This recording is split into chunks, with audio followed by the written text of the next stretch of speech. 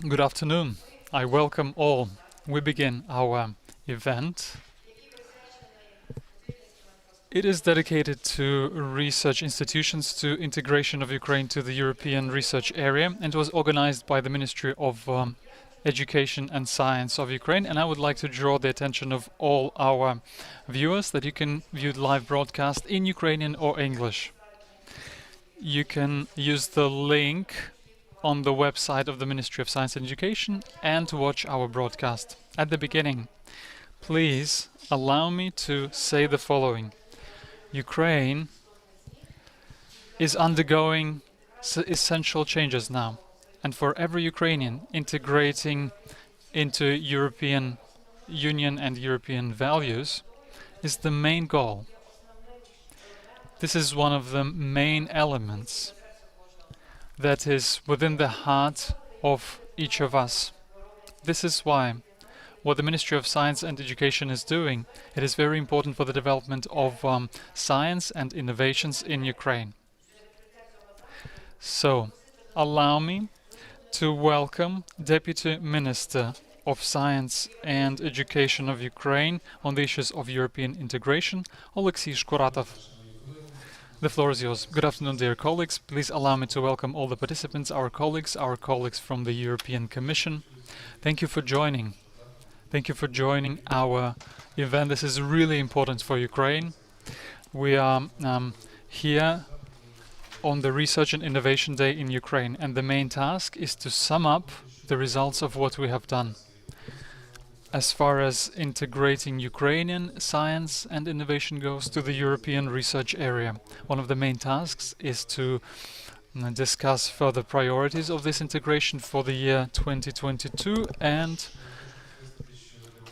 later. I would like to say that what's important for that this is important for Ukraine, and we will confirm it in the future presentations. So what's important is activating the dialogue and communication with NGOs, with science community, with representatives of the innovation sphere, with representatives of business, as far as further integration in science and innovation goes to the European research area. Also, this is enhancing the level of popularization of our achievements in this area.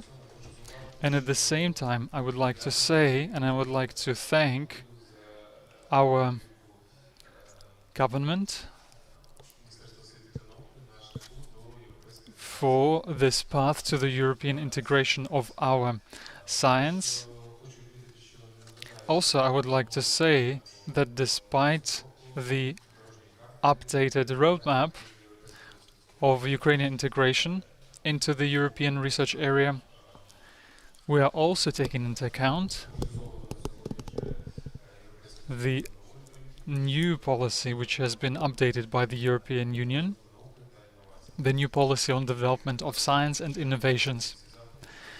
And we will have all the events to synchronize our documents. I would like to thank our colleagues from the European Commission for the readiness to join today's event and to present the new paradigm of the European research area, and also to understand countries better, including our country. I would like to say that next year the ministry will do work as far as coming closer to this community goes, and Ukraine will get more access to European international programs such as COST and European Institute of Innovations and Technology, and continuation of activating the Europe Horizon program and others. So to sum up, I would like to wish all the participants fruitful work, interesting ideas, and based on the result of today, I'm certain that Ukraine will continue to be integrated into the European research area. Thank you so much for your attention. Thank you, Mr. Oleksiy. I would like to say the following. Ukraine started its path to science much sooner. And the researchers are the ones who are making the world open and borderless. And they are the first to realize that science is international, but integration of Ukraine into ERA began in 2015 when the first agreement on the association was signed. Europe is changing, Ukraine is changing, and the integration process is a continuous process, which is why I would now like to give the floor to the representative of the to the head of the expert group on the issues of integration on European Research Area, Grigory Mazalevich. He will tell us what has been done by the Ministry of Science and Education in this area. Please, the floor is yours. Thank you, Ms. Alexandra. Please open the presentation. I would like to say the following. Back in 2015, when the agreement on the association was signed, a new law was adopted, and one of the articles in this law mentioned that Ukraine will join the European Research Area. In 2018, colleagues from the Ministry of Science approved the first version of the roadmap of Ukraine's integration to the European Research Area. This is a framework document. It was in work for several years, and in 2019 a decision was made to update this document because the European Union was developing all this time, and he suggested new ideas and new challenges, new tasks.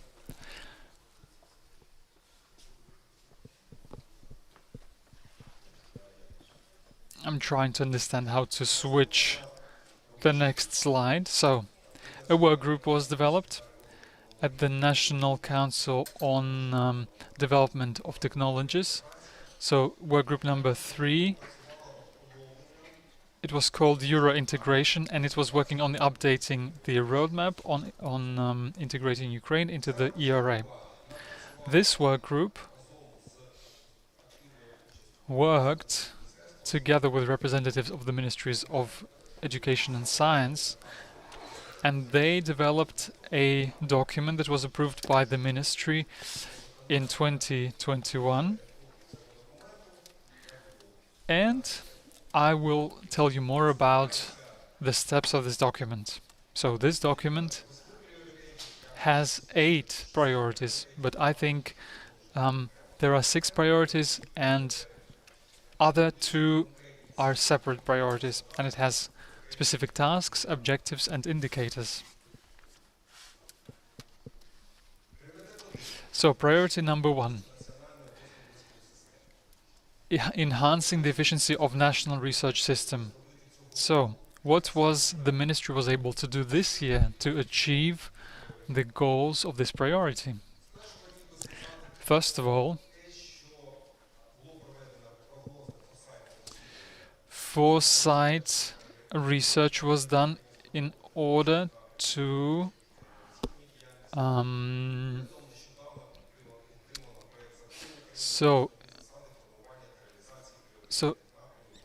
also to approve the list of short-term things that need to be done, and also the government supported everything. Also,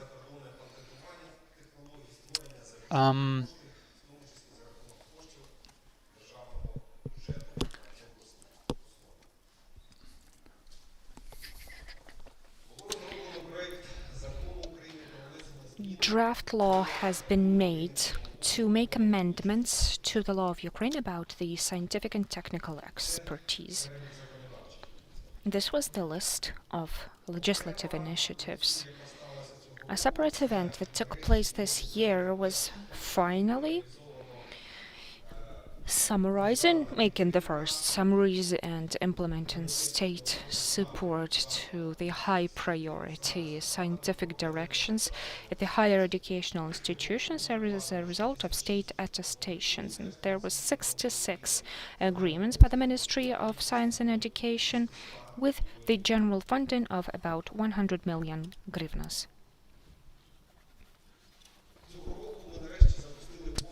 This year we launched a competitive selection of projects and work under the external instrument and assistance. This comes from the European Union, and this competition started in November 2021, and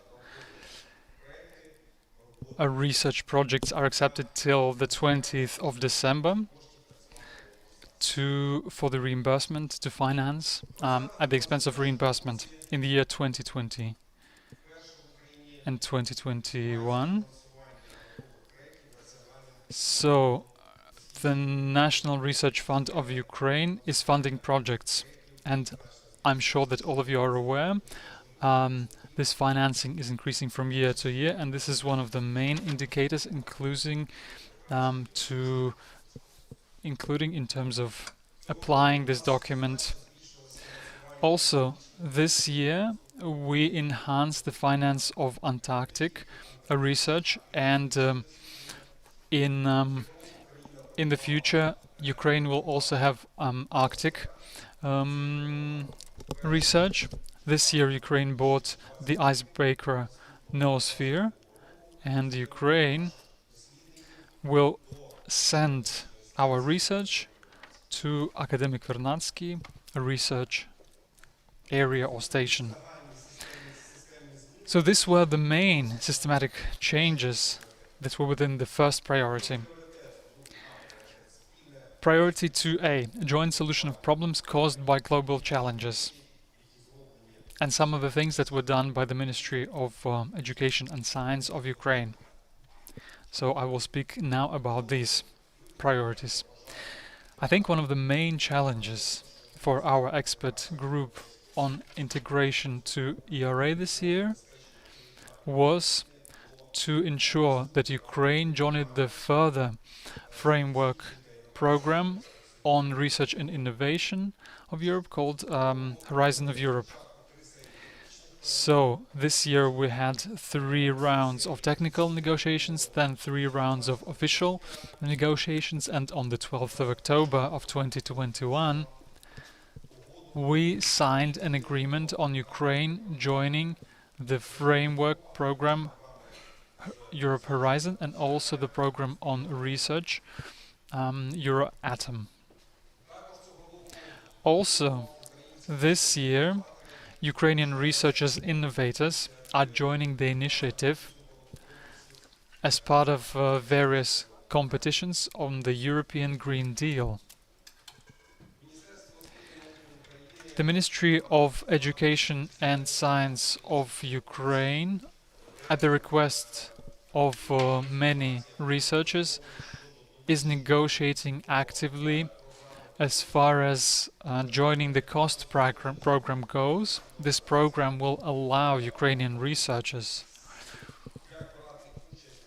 to participate in joint events with European colleagues, and also to initiate such events in Ukraine on their own. I hope that in 2022 we will be able to become a rightful member of this organization. Also, active consultations are going on the European Institute of Innovations and Technology in the area of joint innovations and research. Last year, a lot of work was done, a lot of analytical work was done as far as joining many research goes of the European Union. 49 of them were created, and I hope that once the law of Ukraine is ratified, the law of Ukraine to joining the Horizon Europe program, we will be able to begin this process without any delay. This year we continued the EAP Connect program, and we proceeded to EAP Connect part 2, and we will speak more about that in specific panel discussions. Priority 2B. Optimal use of public investment in research infrastructures. Also, a lot of work has been done here, and it is ongoing. First, the concept of the State Program of Research Infrastructure Development was approved for the years 2021-2026. The Ministry, together with other executive agencies, developed a draft of the program for the development of research infrastructures, and it is being negotiated with the Ministry of Finances of Ukraine. We finished the audit of research infrastructures in Ukraine for the tools of the political support of the Horizon program, and it will start in 2021. European partners supported this project financially, and I think that within 1 month you will hear more about the objectives. You will get to know the team better, the team of this project, and this process will continue. Also, work has begun to create the registry of research infrastructures. This project already has 4,000 pieces of information, and this project is a special module of the information system, and the ministry team is working on it. And next year, this registry will be updated. As far as I remember, around 78 institutions said yes to our letter as far as piloting goes and as far as gathering information goes and creating the relevant portal. And I think that the next year, the number of such institutions will be higher. Regarding priority number 3, free labor market of researchers. Here I would like to focus on the steps that are aimed at supporting young researchers in Ukraine. So a lot of competitions were held to support the youth, scientific youth. These competitions continue in the Ministry of Science and Education of Ukraine, and they are also undertaken by the National Foundation of Research. The Council of Young Scientists is working actively. I'm sure you've seen its activity.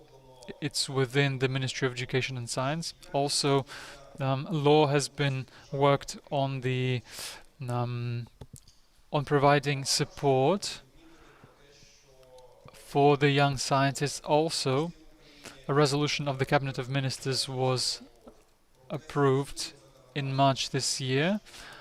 Legislation was changed as far as employment of young scientists goes. Employment and career development. Priority number 4, gender equality and integrated gender approach in science. Our directorate was active in this area, and we created a work group to develop methodological recommendations on gender audit in the higher institution establishments, and also international concept of the international forum was developed. It was dedicated to women in science. Also, we'll have a separate panel discussion, and we will invite the L'Oréal company, and our ministry is getting ready to joining the global forum at the level of UN in 2022, and it will be dedicated to the successes of women in STEM, in science. So, priority 5A, knowledge transfer and open innovation. Here I would like to say the following. This year, finally, the law of Ukraine on intensification of science parks was adopted.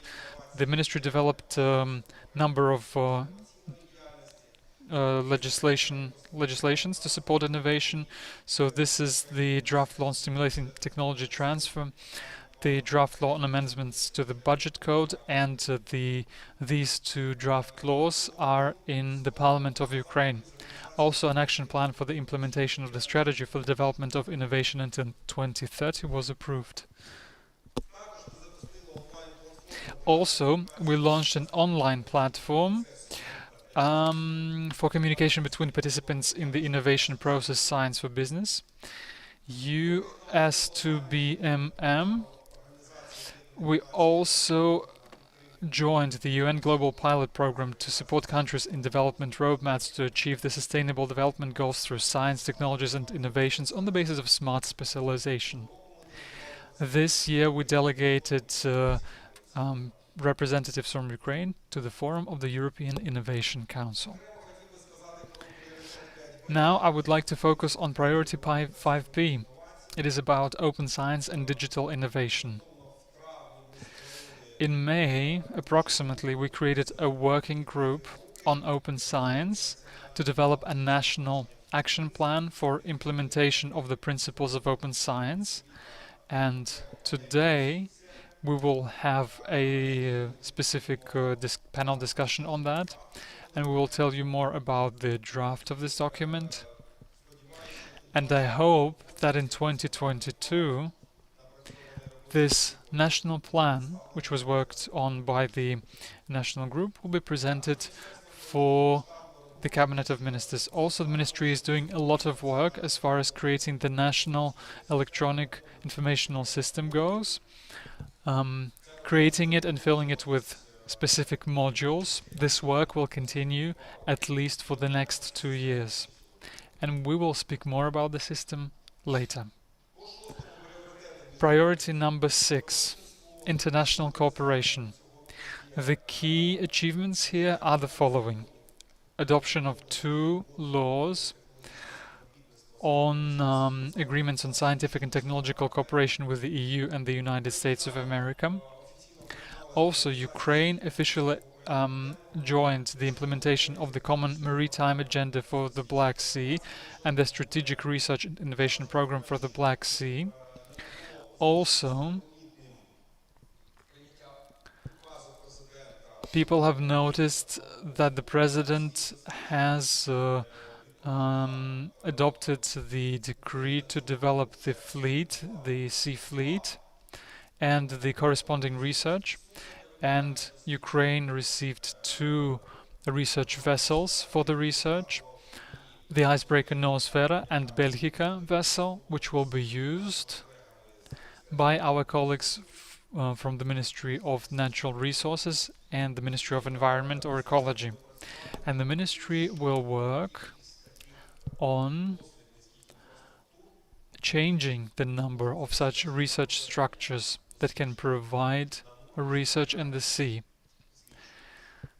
It will try to grow this number. I would like to say a few words as far as bilateral cooperation of Ukraine in the field of science and technology goes.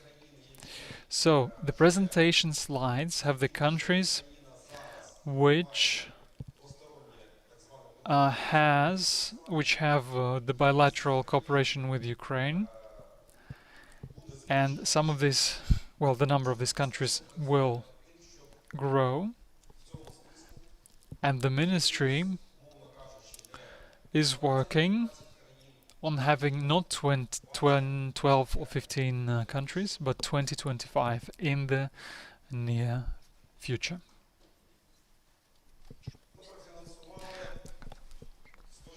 So we financed 106 bilateral research programs in 2021 for the total amount of over 17 million hryvnias.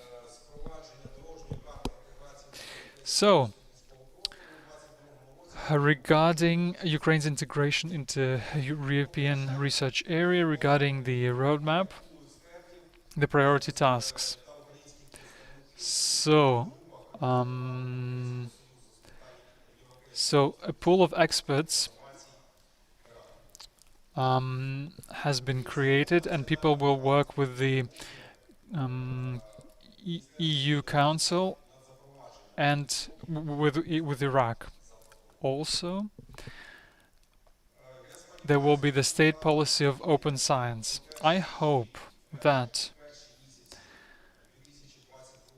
the Parliament of Ukraine at the beginning of 2022 will support the Ukraine law on ratifying the agreement on joining the Horizon, and this will be very important because Ukrainian research will achieve extra access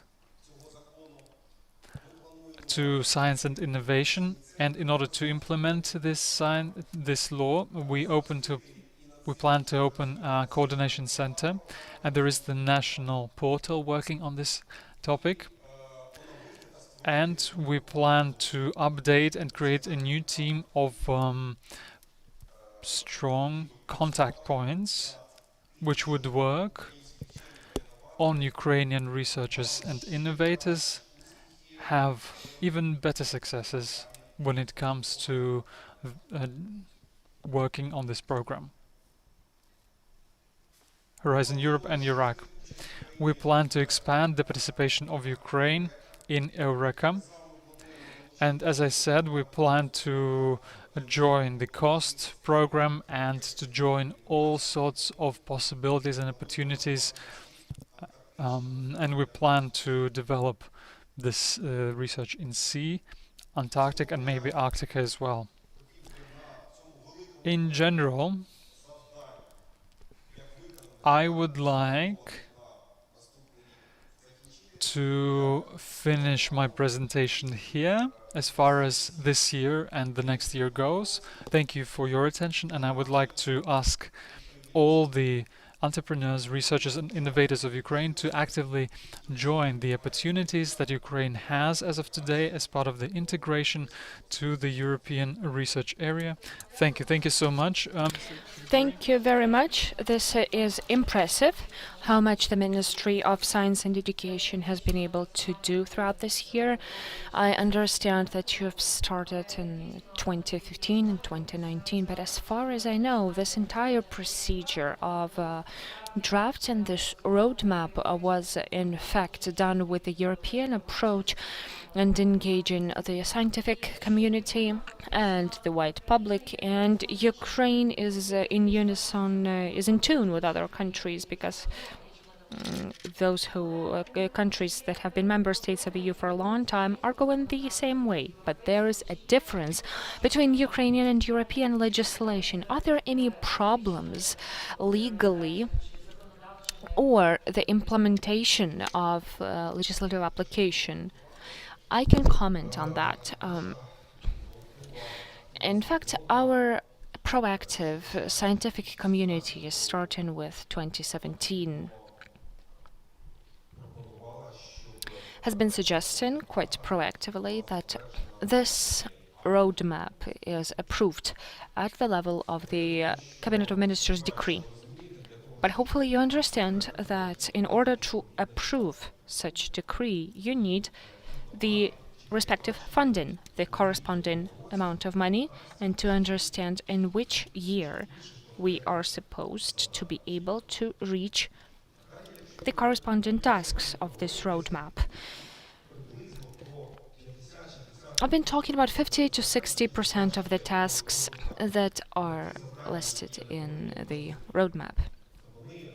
Those that I haven't mentioned are either pending implementation, or we don't have the human, financial, or other resources, and Ukraine has no access to that whatsoever because we haven't joined the next framework program. And this is a matter for further work. And hopefully we, as we have the decree from the Ministry of Science and Education of Ukraine, perform all of the necessary activities with the financial instruments from the Ministry of Science and Education, and the National Academy of Science continues joining to implementation of certain steps. They are doing that already. within the framework of understanding how important the processes are from this roadmap. Thank you very much for this response. I have many more questions. I'm sure that the viewers online have even more questions. Would you please tell me how can the scientific community assist in achieving these tasks of the ministry? Well, what I would say is there are many people, many proactive scientists that come on a weekly basis with their ideas, and I've mentioned the Council of Young Scientists, umbrellaed by the Ministry of Science and Education. Here in the room, we have dozens of people who offer their help every week to create certain framework documents. And the Ministry of Science and Education, within its opportunities, within its capabilities, is creating working groups. So I would say this: if you see certain time available, if you have enough time to draft an analytical document to suggest specific steps, study financial or legal instruments that are already implemented in certain EU countries to fulfill the joint vision of that's been renewed from time to time within the framework of activities that happen in the European research area. So the ministry is open for such personal initiatives, and you can come to us directly, write letters, suggest your ideas for working groups. We are open for cooperation. Thank you very much. I'm sorry we're out of time. We need to go on with our agenda. What the ministry is doing is wonderful. And it's wonderful to realize that today's ministry's approaches are oriented on the community work. So now, dear colleagues, let's go on to the next part of our program. And we know quite well that Europe is changing too. And they are approving the new documents, and we are happy to see that the Europeans of the representatives of the European Union are participating. We also need to study the processes that happen in the EU and implement them and introduce them in our own way. As Mr. Grigori just said, Ukraine continues moving forward and continues improving our practices based on the excellence of European countries. So now we are bringing to discussion Ms. Anna Seip. Hopefully our technical assistants can bring her from online to our room. Ms. Anna, are you ready to join us and deliver your speech? Good afternoon, good morning, Ms. Anna. We'll have simultaneous interpreting. Good morning, Ms. Anna. We're happy to have you at our event. Let's present our colleague, Ms. Anna, representative of the General Directorate on Research and Innovation of the European Commission. Ms. Anna, we know that Europe continues moving forward, obviously, and recently there were new legislative acts approved, the Pact on Science and Innovations among them. Would you please tell us what are the most recent events in the European Commission? Please, the floor is yours. Very happy to be here. Good morning from my side as well. I will show you a little bit what's happening in the European research area. And I will just start right into my presentation. So as you mentioned, there's a process of revitalization going on in the European research area. So I'll start a little bit about that, tell you a bit about the timeline, what has been happening, what documents are important. So the Pact for Research of Innovation is part of that. Then we also have a new era governance based on recently adopted council conclusions, of which there is the era policy agenda part of, where we also hope for the Ukraine to actively participate in. And we will have a new monitoring process as well. And I will also talk a little bit about the next step of the European research area. So first of all, what is the new European research area? It's kind of the idea to have this single borderless market for research of innovation and technology across the EU, where all the countries come together and improve their research policies. And also there should be a free movement of researchers, knowledge, and innovation. And this process started in the new European research area process started in 2018. The European research area as an idea is actually from 2000 already. And there were 4 strategic objectives that we started with. One was the prioritization of investments in research and innovation, boosting market uptake, but also improve access to excellence, and of course strengthen the mobility of researchers and the free flow of knowledge and technology.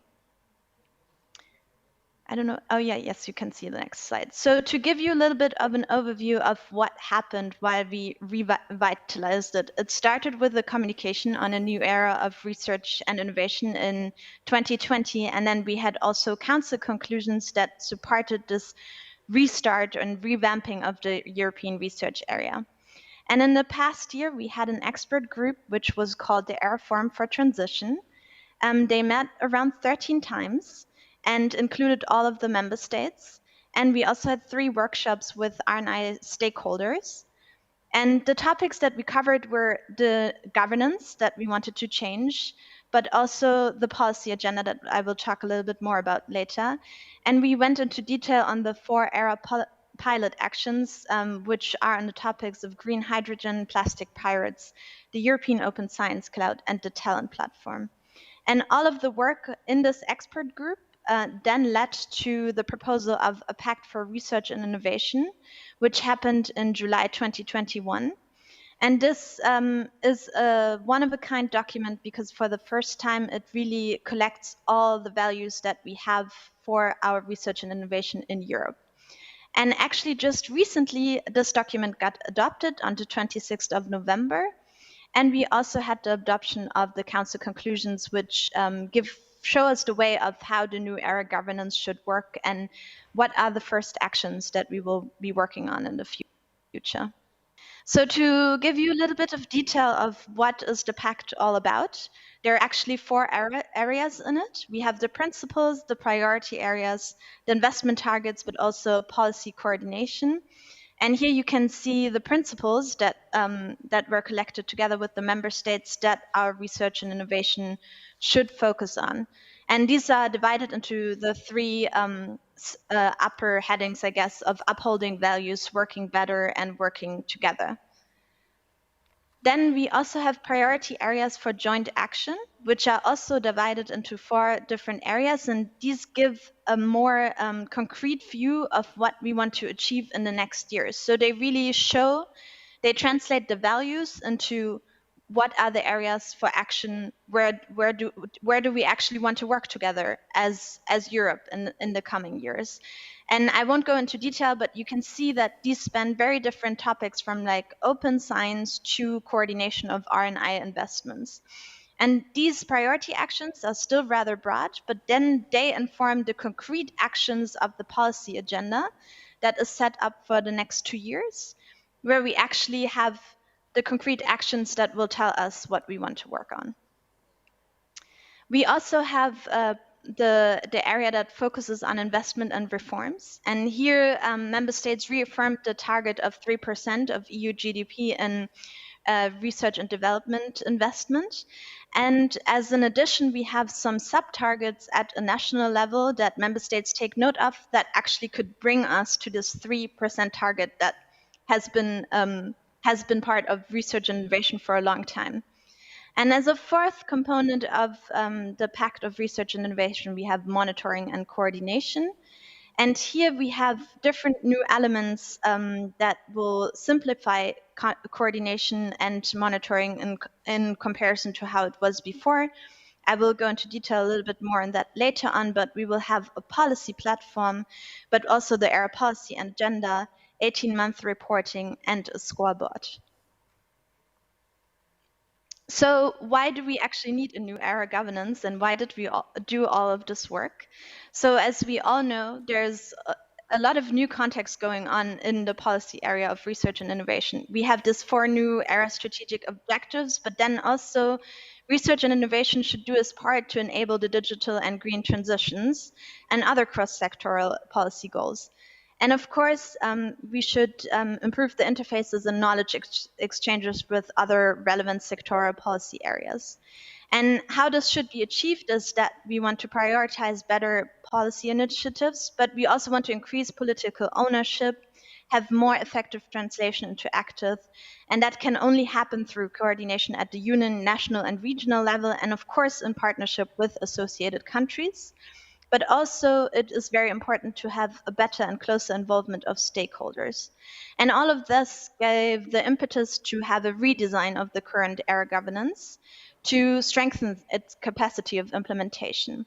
And that's why we have the Pact for Research and Innovation, but also the era policy agenda to have more increased political ownership, where member states decide in which actions they actually want to participate in. To show you a little bit of how we imagine this to work in the next years, there will be a short-term era policy agenda, which is based on the Pact for Research and Innovation, which is the long-term document, which for around 10 years is the imaginary timeline. And the era policy agenda has the actions that are for 2 to 3 years. And then from there, we will go into the implementation, which then also, of course, will happen at the national levels. So you see the yellow part as the national levels where policy coordination will happen and where the reforms and investments also will happen. And then all of this will, of course, be monitored. We will see what kind of progress we do in the different actions. And this will then, again, inform the new era policy agenda and the new actions that we want to focus on. There are 2 main principles that kind of inform this overall process. One is form follows functions. So we start from what we want to do, and this needs to be fulfilled, and that's how we then set up the governance and also set up the actions.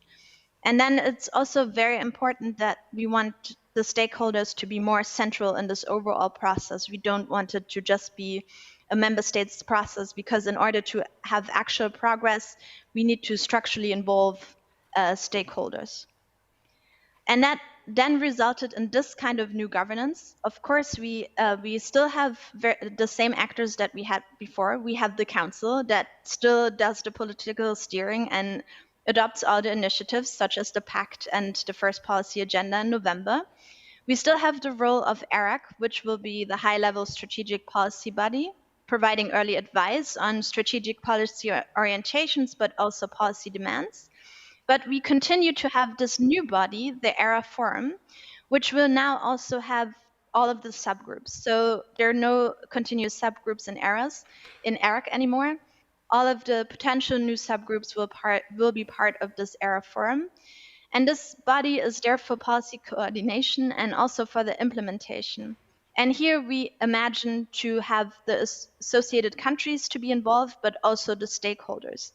And the past year very much has shown that this is a great place or a great group to have a good interaction and to really push forward what we want to achieve in the new European research area.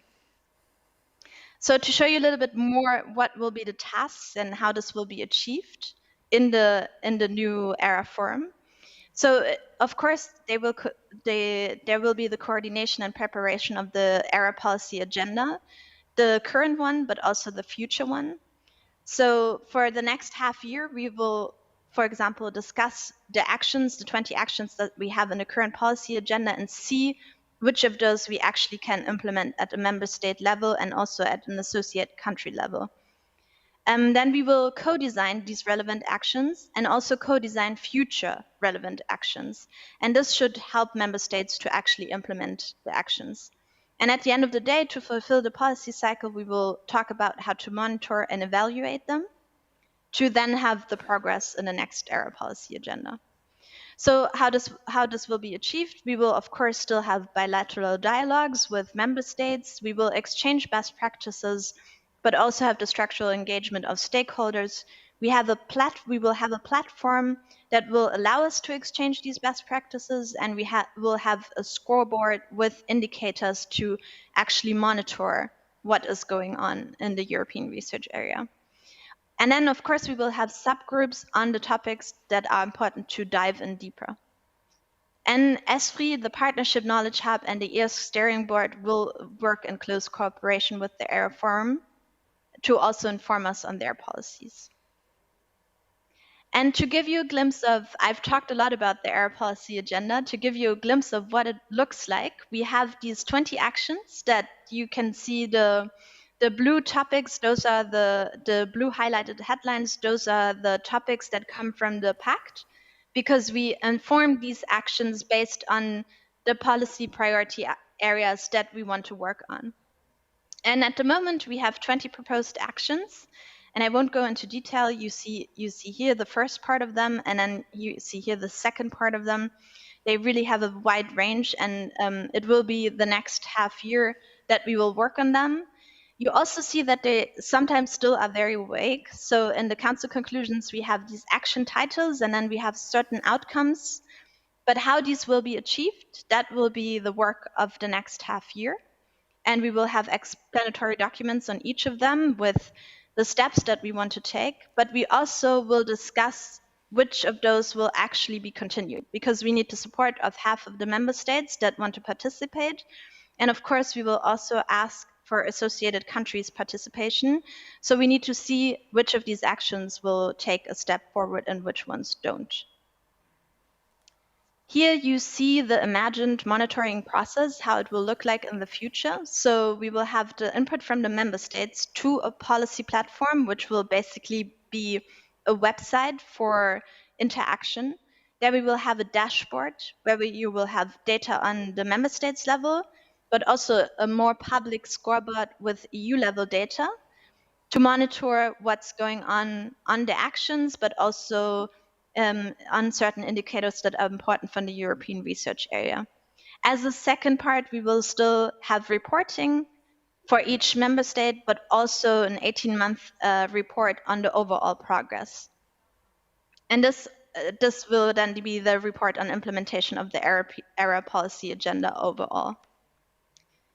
Before we go to your questions, I just want to show you the next steps that will be taken in this area.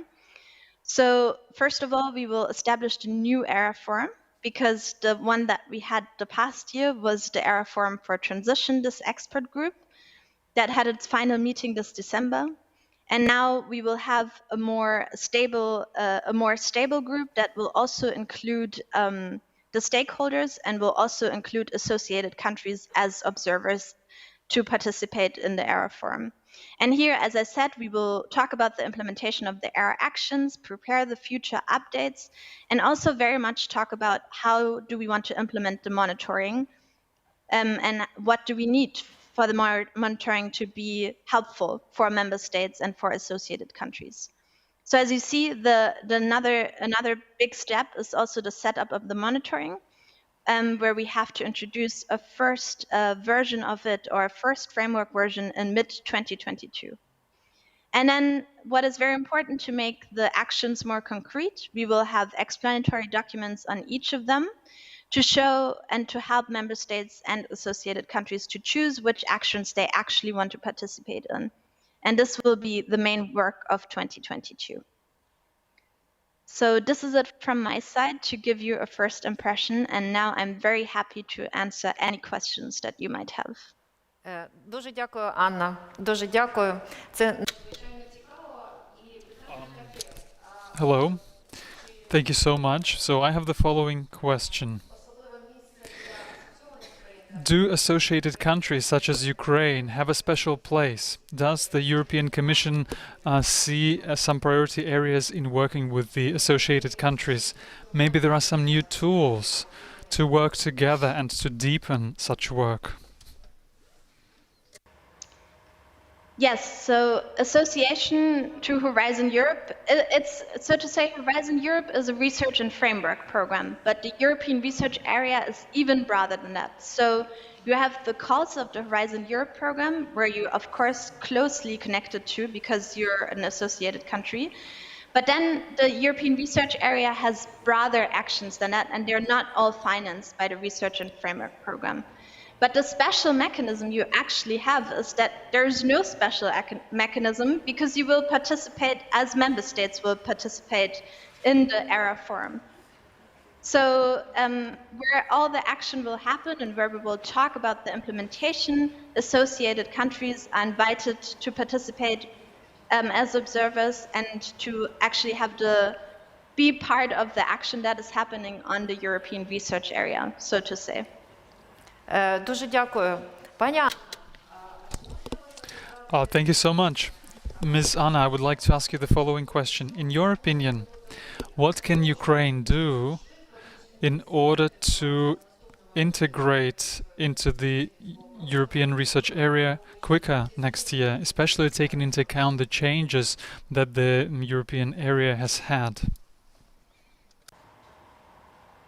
I think it will be very important to be part of the discussions of the ERA Forum, because as I said, the 20 actions that we have at the moment, this is where what we will work will be very important to also for the Ukraine to see what do they want to participate in. And the council conclusions actually foresee that associated countries can as well say which actions they want to participate in, and only the actions that have enough support by member states will be then put forward. So I think this is also the area of importance on how the Ukraine can integrate more in the European research area is by looking at which of these actions are actually relevant to us and in which of these actions do we actually want to participate. Дуже дякую. Дуже дякую. Це дуже Thank you so much. It was highly interesting. There was a lot of interesting information also for the Ministry of Education and Science in Ukraine and also for the entire scientific community in Ukraine. Thank you so much, European Commission, for all the steps that you do to develop the European research area and also to invite such countries as Ukraine. And we hope that next year or in the future this cooperation will be enhanced. Thank you so much. Having me. дякую. So, we have heard that Ukraine and the Ministry of Education and Science in Ukraine is doing a lot to introduce new tools and mechanisms. Some of these mechanisms are well known by the European community, by the scientific community, such a tool as COST. And Ukraine is not a constant member, but still a lot of researchers, especially those researchers who work in science and who work in business, applied science, which is why it will be interesting to hear more about the possibilities of Ukraine joining in this area. And now we would like to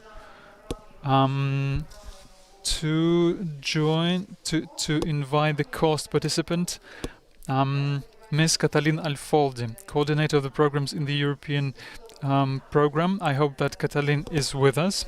Good afternoon. Ms. Katalin, please tell us about the possibilities of Ukraine in participating in this program, please. Let's check the connection. Чуємо. Дякую. Ми вас We can hear you well. Thank you so much. We see you very well as well. Thank you. We are happy to welcome you at our event, and I have just shared with our viewers that we are looking forward to what you have to say, to more information about how Ukraine can join COST program, and we hope that you will be able to tell us more about the potential opportunities for Ukraine and what you think about it. How we can achieve this, how we can achieve deeper cooperation for Ukraine in this area. Please, the floor is yours. Thank you very much. My name is Katalin Alfeldi. I'm a global networking task leader and policy officer at the COST Association. And today I brought you a small presentation about explaining what cost is, how it operates, and I hope to have questions about what the benefits are to participate in cost, and hope to have questions later on about anything that you might want to additionally know about cost. First of all, COST is an intergovernmental organization. Its members are countries. Currently, there are 38 member countries, one cooperating member and one partner member, as you can see it on the map. We have different colors for the different member countries because COST is deeply engaged to spread excellence and widen participation in the European research and innovation funding schemes, and that's why we have certain specific measures for the so-called cost inclusiveness target countries, those countries whose research capacities might need some additional help to be equally fully and best participating in these programs. There are, if you think about the COST program, there are three main priorities that are shaping the COST activities. That is, as I mentioned, to promote and spread excellence, to foster interdisciplinary research, aiming to find solutions and new knowledge, create new knowledge in science, and to boost careers of young researchers and empower them to be research leaders for the close future. When we speak about promoting and spreading excellence, of course, COST has a European focus, but it is not, its activities are not only related to Europe, it's also its projects and actions, and especially the researchers that are working in them are closely and well connected globally. As you can see it on the map, the COST countries are, it's not only the COST countries, but also all countries of the globe whose researchers are welcome and can participate in COST. On this map, you can see Ukraine as being one of COST near neighbor country. A near neighbor country is a country which has a close geographical relation to the so-called COST countries. And these are countries where researchers are not only welcome and encouraged to participate in COST, but also available and eligible to receive reimbursement on their participation. When we speak about interdisciplinarity, this is an example of a COST action, and its participants representing different scientific backgrounds, scientific fields, and maybe the number of the researchers from a certain field that are engaged in the same COST action. And to speak about the third priority, about the career of young researchers, this slide has been developed in order to show that at any career stage, researchers can engage as a preliminary activity or as a follow-up activity to a COST action to support their career. And in a summary, why it is beneficial to participate in a COST action, there are, of course, important scientific elements to that. There are also the career opportunities that could be that should be mentioned, and additionally to gain additional administrative, research administration, and management skills.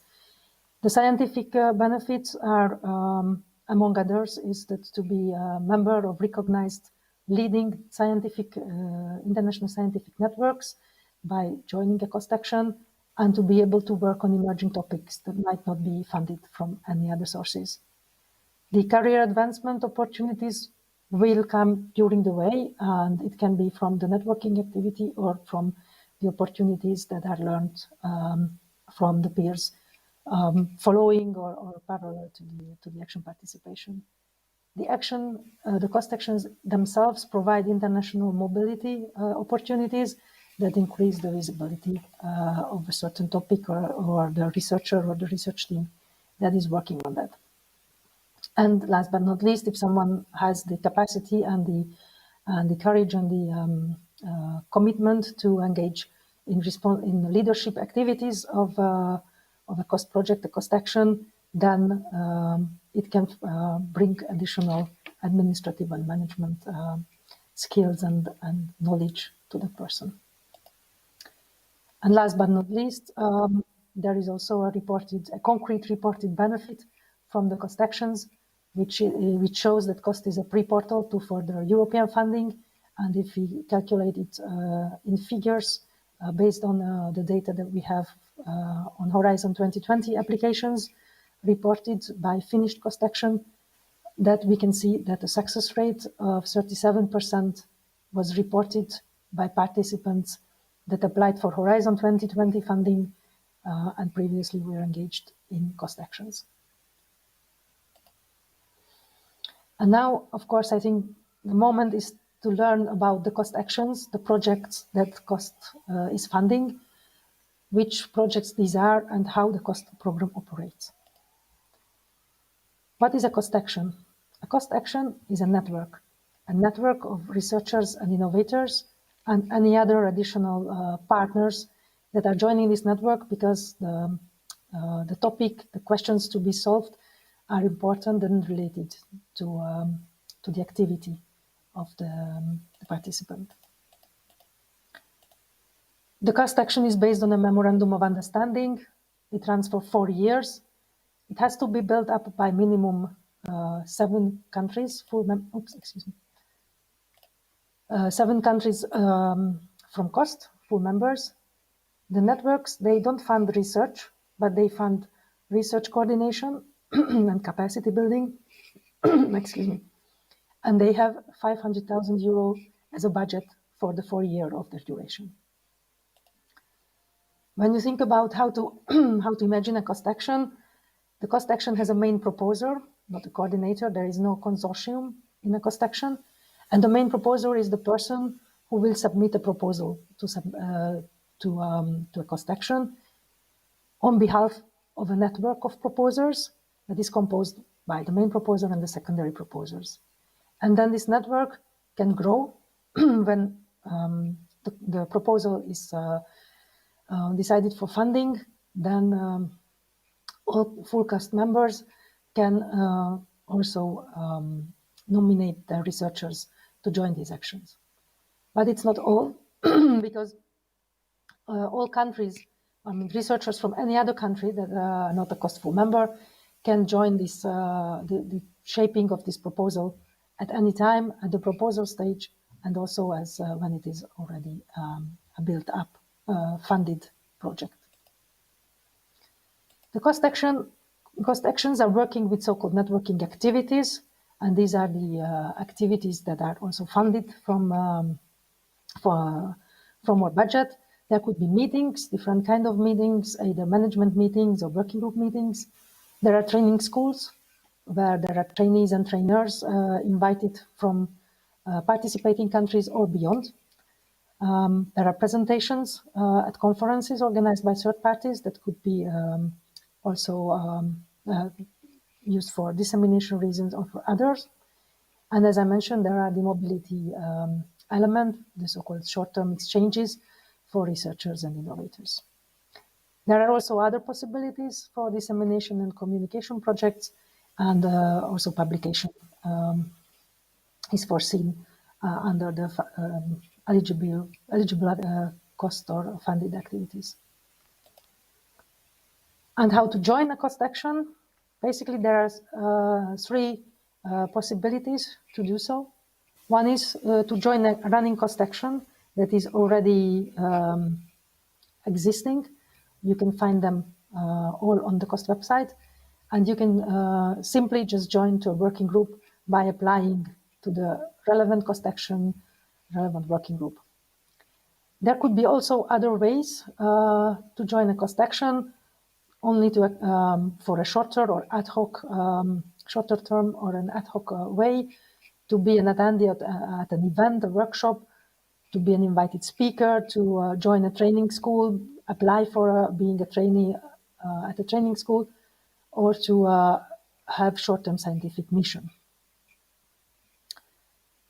If you believe that if you want to start from the very beginning, then of course there is the possibility to become a member of a proposing team.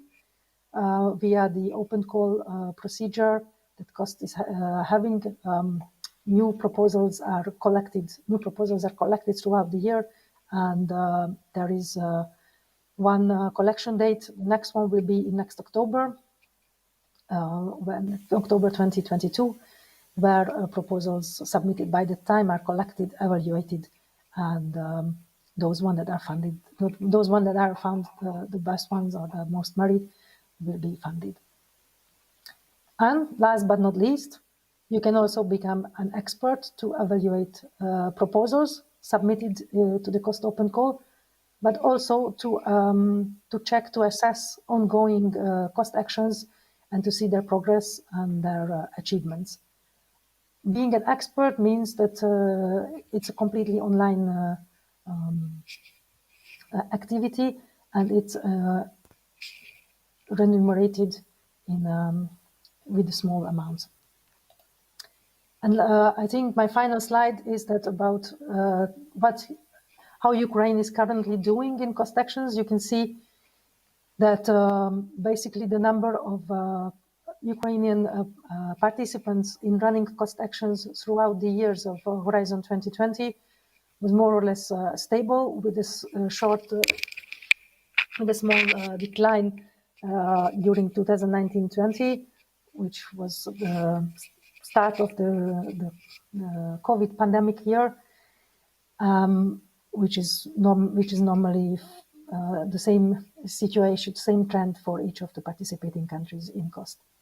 So if we see that this is around 35% of running COST actions with the Ukrainian participants, I would say that there is still a lot of COST actions running out there without a participant from Ukraine, and these COST actions would be still eligible and available and welcoming participants from your country. But of course, you can also think about to see what is the next collection date in more or less a year time will bring, and can already join and can try to see how best to formulate proposing teams, or which proposing teams to join for the submission later on next year. I will finish here. Thank you very much for your attention. If you have any questions, I would be happy to answer. And now I stop sharing. Дякую, дуже дякую. Thank you, Katalin. It was very, very interesting. And we had also the question or the comment from the Ministry of Science and Education that Ukraine is going to join COST fully. So could you please tell us more what other opportunities it gives to Ukraine if you compare it with the previous conditions? Can you maybe add something here? Very much for the question. What I can say that at the moment we have, the COST statutes foresee that new countries can request full membership to COST, having fulfilled a certain set of criteria that are imposed by the statutes. And the good news is that by associating to Horizon Europe, Ukraine has fulfilled all the criteria that are foreseen in the COST association statutes. And we are currently negotiating or discussing with the ministry, responsible representatives of the ministry, how and when Ukraine will submit its request to become a full member to COST. And this request will be received and elaborated by the COST government, the COST senior officials who will make their decision. If the decision is positive and Ukraine becomes a full member to COST, then of course the status of researchers from Ukraine will change. And then this presentation will become obsolete, but today this is the presentation that still prevails. And then I think it will be very opportune to organize another event where to explain in details the major changes. In very short, the changes will be, of course, that as a full member, Ukraine, anyone from Ukraine will be eligible to propose a COST action.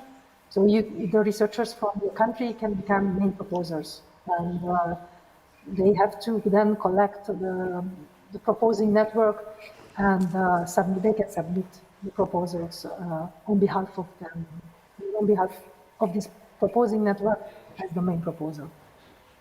Another change that will be, I believe, significant is, as a full member, Ukraine will be eligible to host and organize any cost activity that is agreed, in any cost action that is agreed by the management committee of that action. So you will have much more flexibility to invite the colleagues from the cost action and use all the great facilities that you have and organize the activities that you feel important in Ukraine.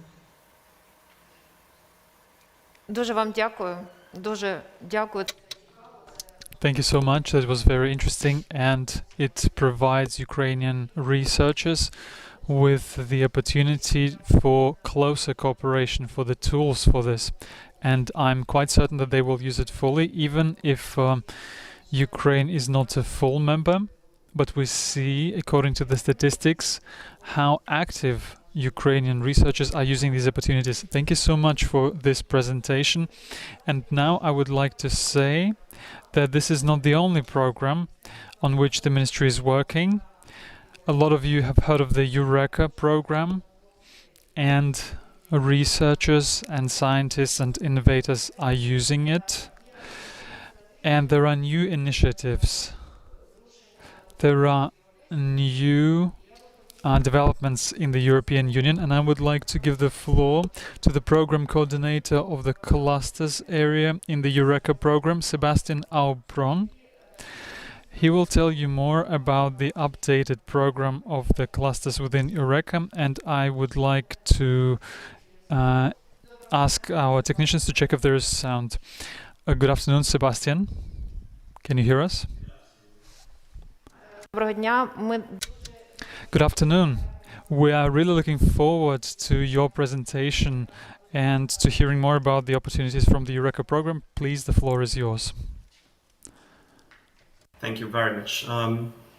As an introduction, I would like to congratulate the Ministry of Education and Science of Ukraine for organizing this Research and Innovation Day.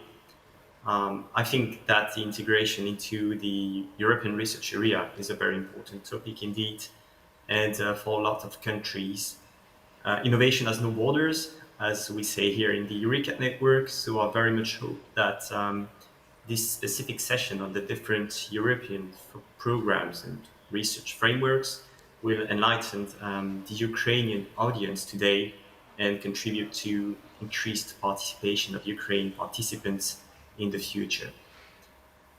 That being said, I will now present you the ECP program, the Eureka Clusters program, which is one of the Eureka programs, of course. So first of all, what is Eureka? I know some of you are more familiar than others, but I think it might be important to set the scene there and give a global image.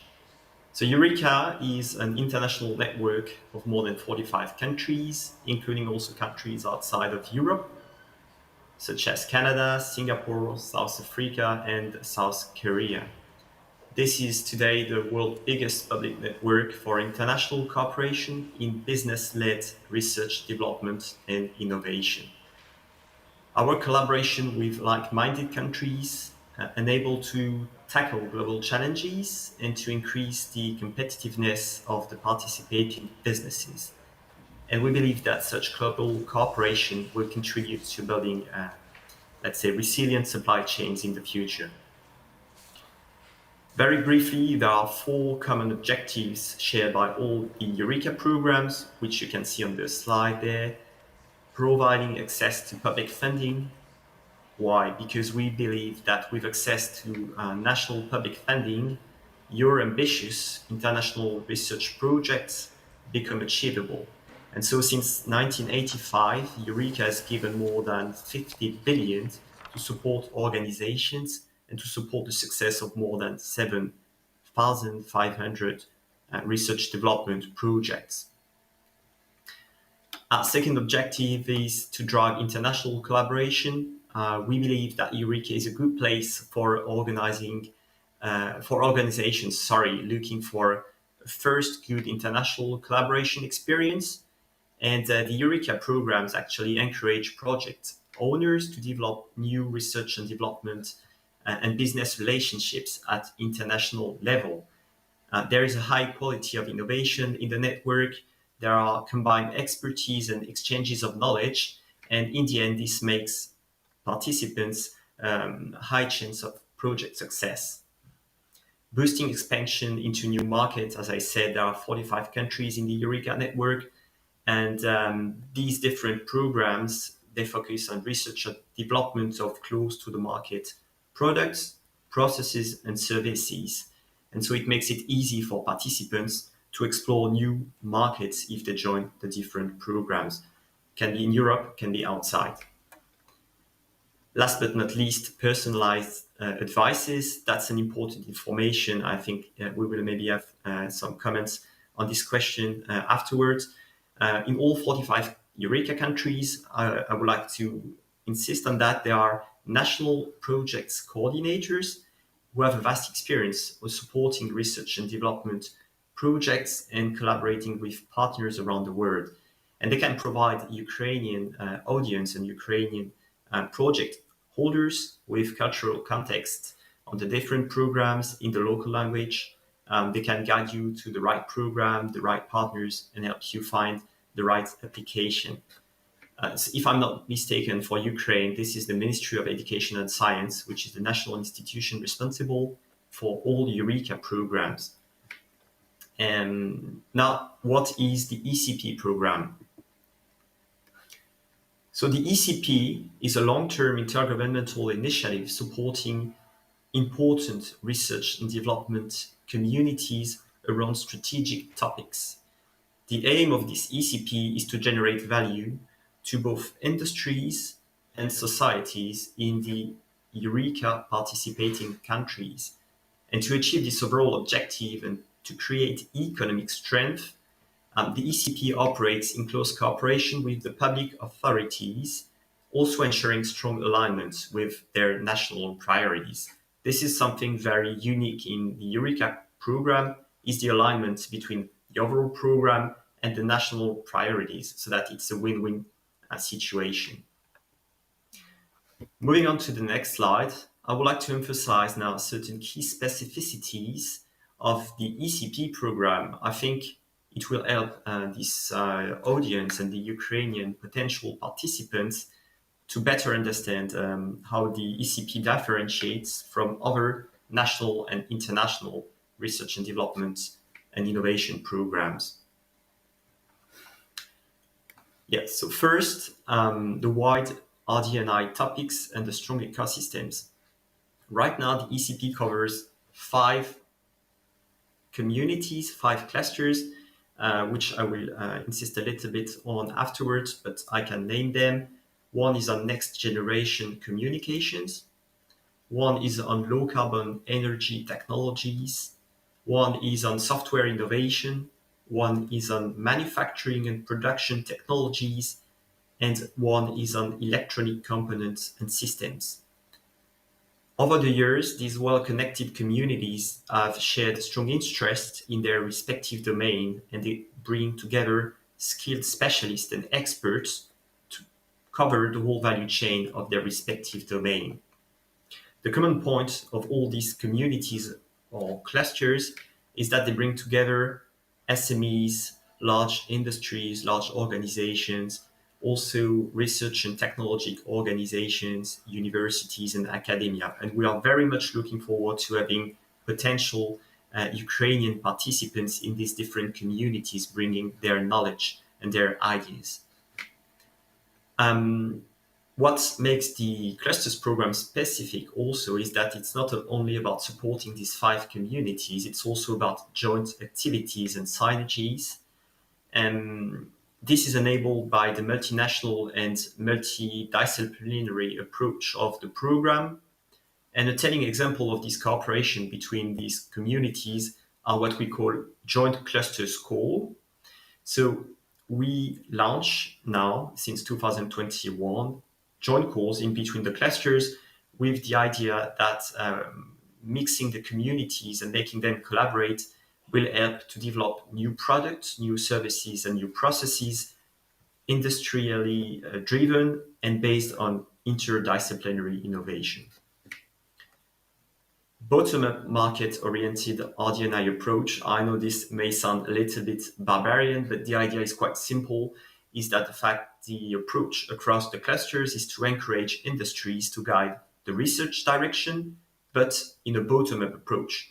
The idea is to be close to the market with research topics and to match the business and the customer needs. So through their ecosystems, the existing clusters, they have access to customer intelligence and they know well the market. So when you participate in these programs, you have a great chance of commercial success afterwards. Broad geographical scope and flexibility, I've talked about this already. We have 45 Eureka countries, and based on the national priorities, we are flexible. We can launch initiatives if supported by some specific countries on the shared topic, and this creates a variable geometry of initiatives or joint calls afterwards. That's a possibility if the countries get engaged in the network. Easy access for SME. I would like to emphasize this point because I think that it's very important one. The clusters communities, and that's also different from maybe other programs, they make it very easy for SMEs to participate and to cooperate with large companies under the Eureka cluster umbrella. And we consider that SMEs are equally important as any other partner, and they represent between 40 and 50% of the project participants in the clusters project.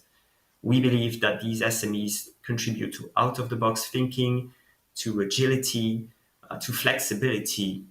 And this is also for them and for you a good opportunity to get in touch with large organizations that would be unreachable otherwise, and also to access and impact new markets at international level. Close cooperation with public authorities. I've touched on this element just before, but I would like to insist also on this. From the idea creation to the project submission, the ECP ensures that the projects funded are very much in line with the national priorities in terms of research and innovation. So that in the end, the projects funded also contributes to a high return on investment for the national bodies involved. It's about supporting the participants. It's about supporting also the national authorities. ECP efficiency for calls and project management. I'm not going to enter into all the details, but just to let you know that for all potential participants, SMEs, universities, research organizations, etc., the call management and the project management makes it quite simple for you to join and to participate and to contribute. During the call management, we organize, for instance, brokerage events, we organize customer workshops, we organize also webinars with the national authorities, and we really support the project holders to prepare good and qualitative proposals in line with the objectives of the programs. Project management is the same idea. We are flexible. So, for instance, if during the project your purposes might deviate a little bit, also keeping the importance of sticking with the changing environments, research and development, we can also support these modifications of project. We can change some of the project's participants. We are very flexible, provided the general objective remains. And last but not least, high impact for project participants and high impact for participating countries. So for project participants, and thanks to the very supportive approach and the flexible approach, most of the participating companies and also the other type of stakeholders I've named previously, they benefit from a short access time to the market. Within the next 2 years, they have a lot of chances to commercialize their demonstrators, their prototypes, and to have a good return on investment. So directly, the countries also benefit from this increased annual turnover of the participating stakeholders and the employment growth generated. So for the countries, it's also very important because they achieve a high economic and social return on their public investment while supporting their research development and innovation priorities. So these were just a little overview of different characteristics of this new Eureka Clusters program. I think we have a few minutes remaining. Not entering into all the details, but you can see the shape and the structure of this new Eureka Clusters program, which is an instrument bringing together national industrial strategies together with national funding supporting research initiatives. On the one side, you can see you have the Public Authority Committee. On the others, you have the Clusters Committee, which is the industry, and they jointly work together with the central coordinating function with the overall objective to ensure alignment and quality projects. You can also see the 5 existing communities or clusters, Celtic, Eureka, ITR, Smart, and XCCS, which are all specialized on their respective domain. Again, I would like to mention there that the ECP is characterized by high flexibility in the way it addresses these new technology areas, and also by the dynamic public-private cooperation.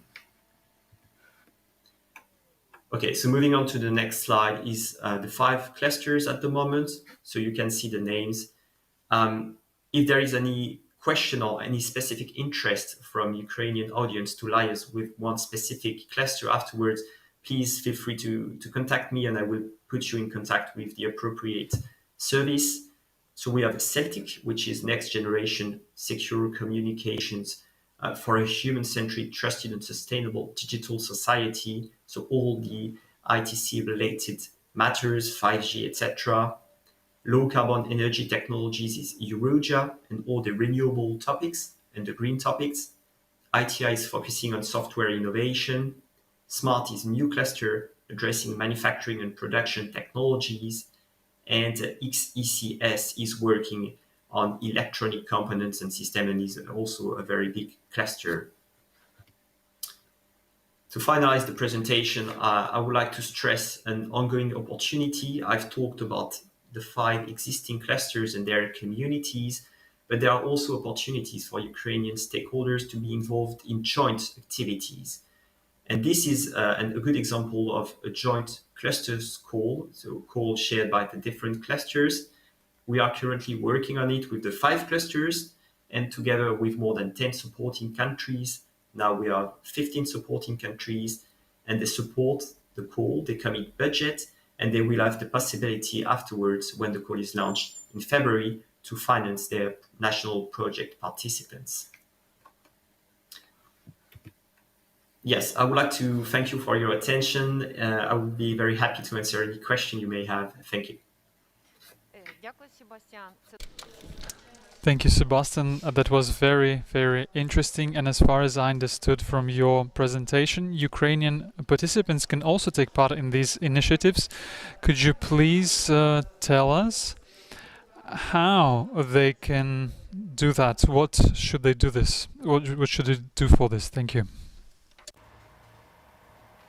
Thank you. Thank you for the questions. That's a very good question. And the answer is yes. Ukraine is a Eureka member since, I think, 2006. And Ukrainian project partners are very much welcome in the clusters program, both in the single clusters and in the joint activities in between the clusters. Ukraine has already participated in different Eureka programs in the past, not only the clusters. And if I remember correctly, you have national universities, research institutes, and some companies already involved. So now how to participate? To participate, the Ukrainian project participants, they must comply with the Eureka eligibility criteria, which are common to all Eureka countries, all 45 countries. And if they want to receive national fundings, they must also comply with the national funding rules of their national research and innovation program. Yeah, that would be my answer. Дуже дякую. Фактично ви відповіли. Thank you so much. So you've basically answered my second question. What are the eligibility criteria for the ECP proposals? And maybe you can add something else to the second question.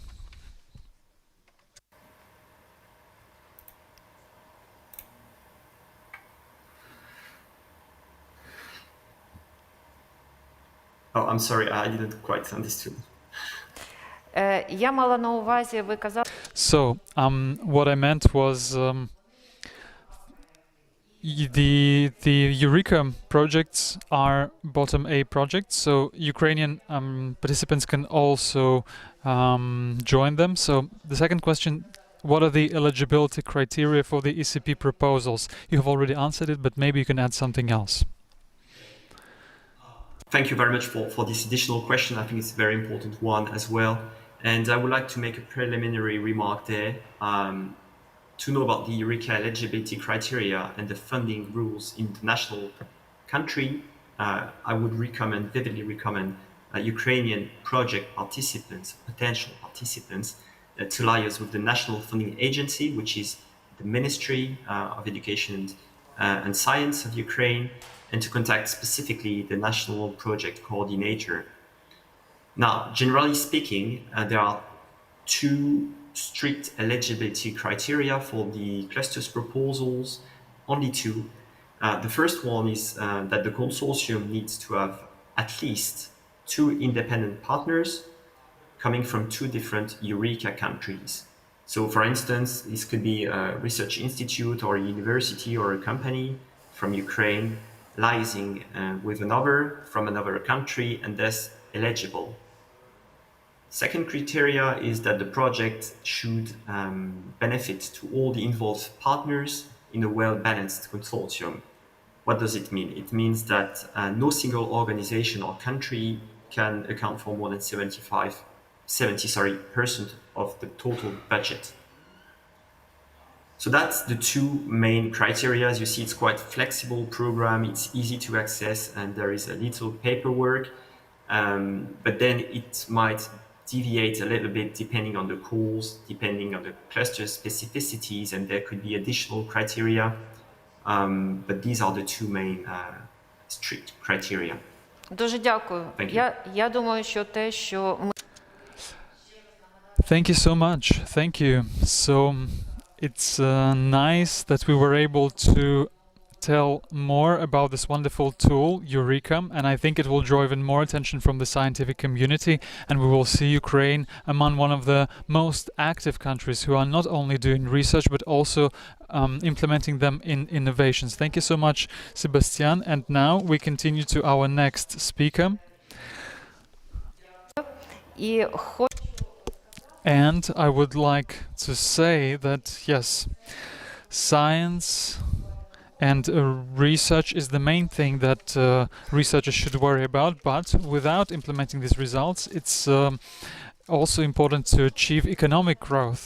And this issue is very important for Ukraine. And the question is, how should science work with business? How should science work with innovation? How to implement all this? And this question is not only for Ukraine, this is the question for the entire world. And there are tools that maybe less widely known in Ukraine, but Ukraine can join them, which is why I would like to invite our next speaker, Diana Mordakova. And Diana is the manager of the strategic projects of the European Institute for Innovations and Technologies, and she will tell us about the opportunities of this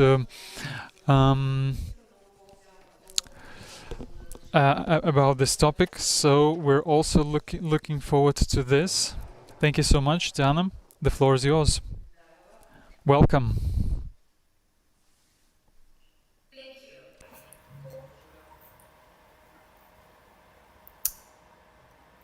So, good morning everyone, and hello, at least from Budapest. My name is Diana Modrakova, and I am the Strategy Project Support Officer at the European Institute of Innovation and Technology, also known as the EIT. Today, I will present to you how we are boosting the innovation talent and capacity of Europe. And I will touch upon our strategy and our goals, our mission and ambition, and our accomplishments so far.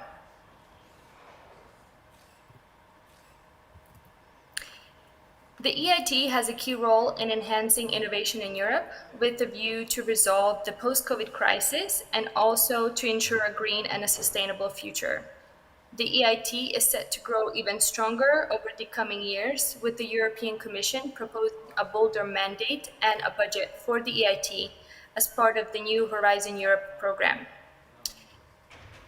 Europe's future relies on innovation. We need to turn new products and services to the market to remain globally competitive.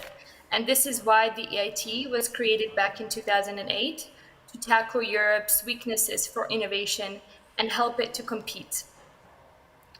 The EIT was also set up to drive innovation forward. This means creating the right environment for European innovators and entrepreneurs, fostering citizen-oriented research, and helping EU countries invest more in their innovation capacities. We know that in order to make innovation work, education, research, and entrepreneurship need to come together. Over the years, the EIT has firmly established itself as Europe's main instrument for promoting the three streams and working across the entire innovation value chain, from student to entrepreneur, from idea to product, from lab to customer.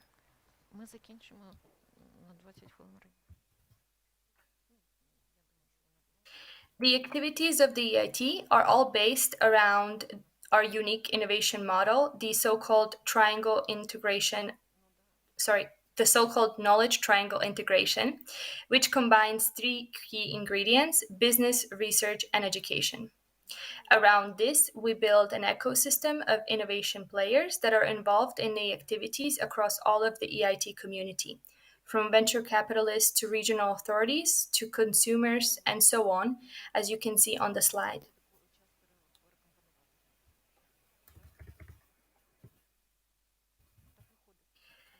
EIT currently includes 8 knowledge and innovation communities, also known as the KICs for short, which are taking on the biggest societal challenges facing Europe today and include climate change, digitalization, renewable energy, health, raw materials, food, smart manufacturing, and urban mobility.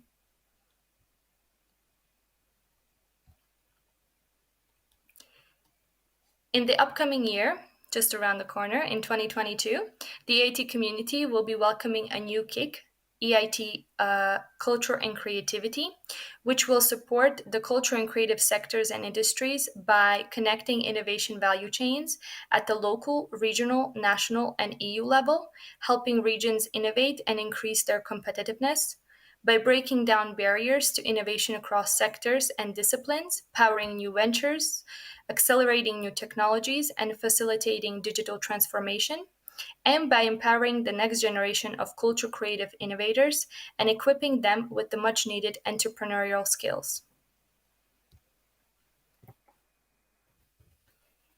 A bit later, in 2026, the EIT community will welcome the 10th KIC, EIT Water, which will support water, marine, and maritime sectors and ecosystems, with the focus on water scarcity, drought, and floods, marine and freshwater ecosystem degradation, and the circular and sustainable blue economy.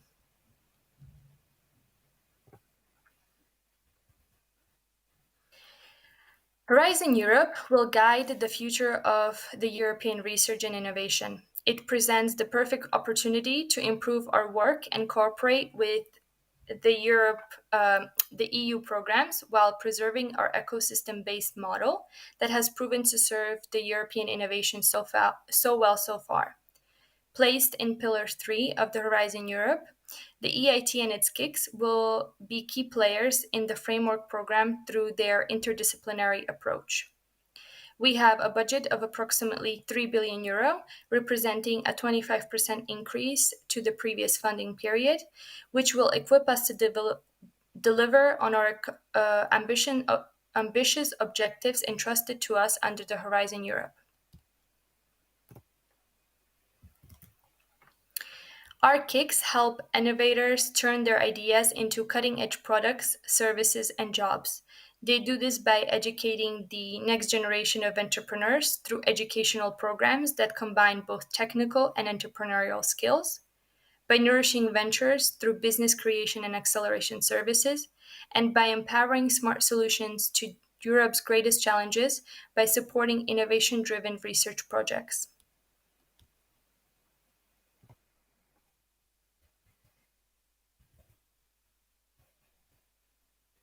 The EIT Regional Innovation Scheme, also known as EIT RIS, helps and offers tailored support to countries and regions that are considered modest or moderate innovators, in line with the European Innovation Scoreboard, and include EU member states and outermost regions, as well as eligible Horizon Europe associated countries. For 2021 to 2027, the EIT RIS has become enhanced and a mandatory and an integral part of the EIT KICS strategies, with an increased budget of 15% of all EIT grant. The aim is to improve the capacities of the local ecosystem, support the objectives of attracting new partners, establish new EIT RIS hubs, leverage additional public and private funding, as well as strengthen links with the smart specialization strategies. We have also recently launched the new EIT HEI initiative, which is set to increase the entrepreneurial and innovation capacities of higher education institutes.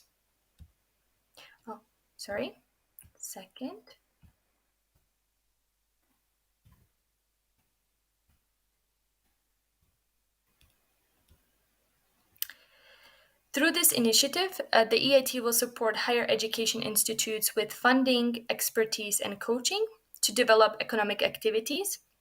And just as EIT RIS, the EIT HEI initiative was designed to launch activities in countries with lower innovation capacities. The first pilot edition was launched this year in May, so May 2021, and 24 projects were selected. And the second, and I believe still active call, published on the 18th of November 2021, will select further 40 projects for the pilot phase.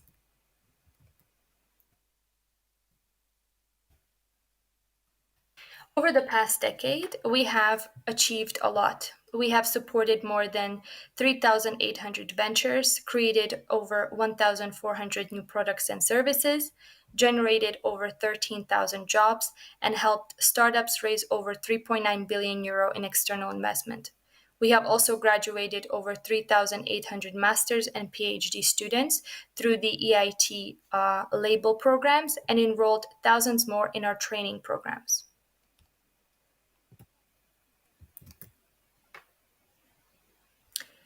Several of the startups supported by the EIT have turned into great success stories, reaching unicorn status with a valuation and investment of over 1 billion euro, such as Lilium Aviation, supported by EIT Climate Kick, which is developing the world's first fully electric vertical takeoff and landing jet, Northvolt, supported by Inno Energy, who is developing the world's greenest lithium-ion batteries, Insect, supported also by EIT Climate Kick and developing innovations to the agro-food and biotech industries, and most recently, Swart Health was supported by EIT Health and offers virtual care for patients with MSK pain.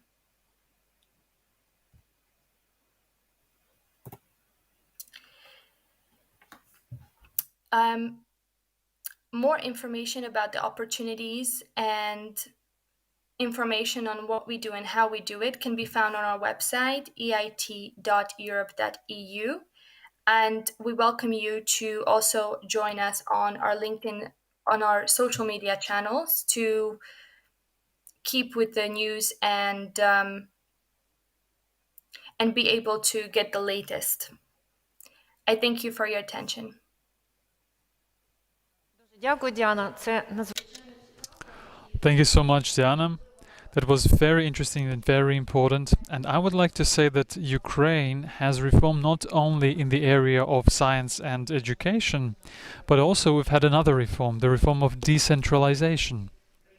And a lot of Ukrainian regions are thinking about the smart specialization issue and the issues that you're raising in terms of creating innovative ecosystem within the smart specialization of the region, of the country, and so on. But still, a number of Ukrainian researchers who join these projects this number isn't big. So the question is, what can be done in order to motivate researchers for deeper cooperation to your projects? I mean, researchers from Ukraine.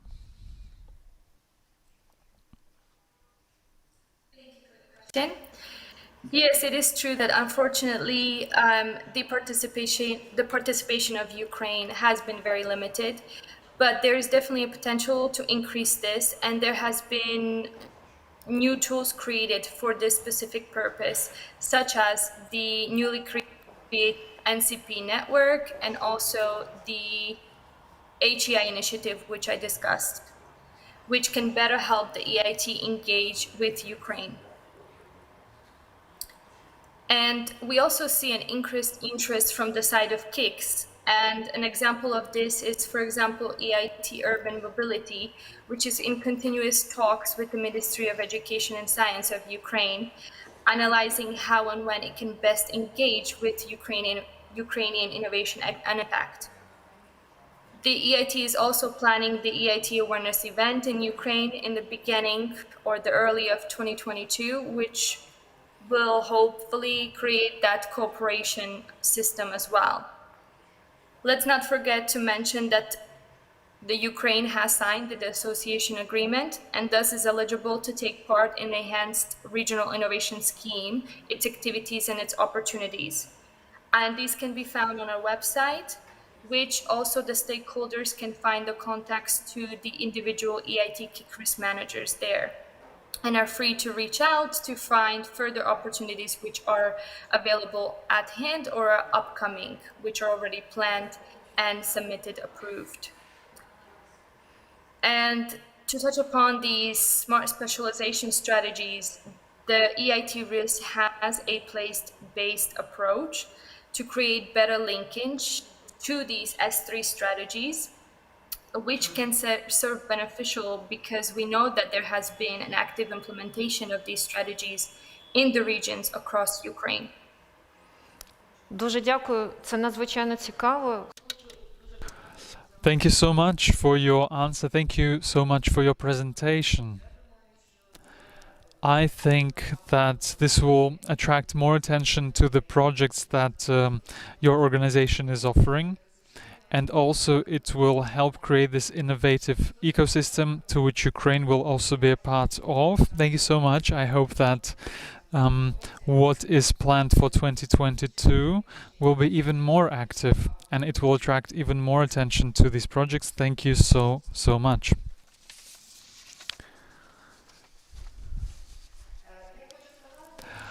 I would like to say that we have heard a lot of interesting things about the new project, about the new opportunities, and we have heard a lot about the changes in the European Union and in the European Commission.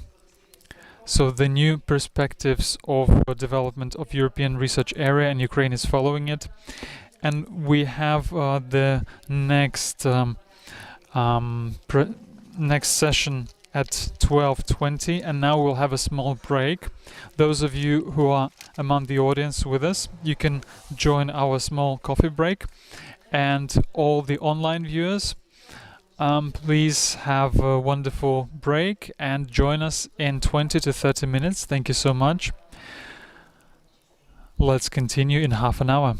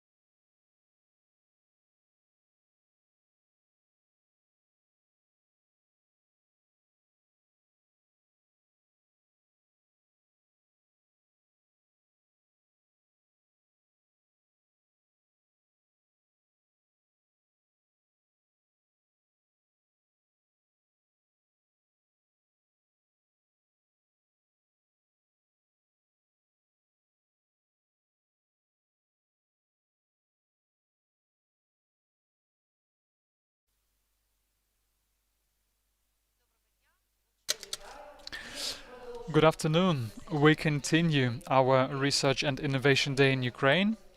It is organized by the Ministry of Education and Science of Ukraine. And now we want to talk about a very important aspect that is relevant to any researcher. Ukraine is very famous with its research potential and researchers, but the best researcher still requires equipment with which he or she can do his or her own research. So what the ministry is doing in developing research infrastructures is very important, and I think that we will learn more about the achievements in the recent years, which is why now I would like to give the floor to Ms. Irina Prolutska. She is a state expert of the expert group on the issues of development of science, the Ministry of Science and Education of Ukraine, and she will tell us more about this topic. Ms. Irina, the floor is yours. Good afternoon. Thank you very much for the opportunity to make this presentation. I would like to present innovation mechanism of the state policy on developing the research infrastructure. I will begin with the issues of the development of research infrastructure. The issues have remained for a number of years, and the main issues are the fact that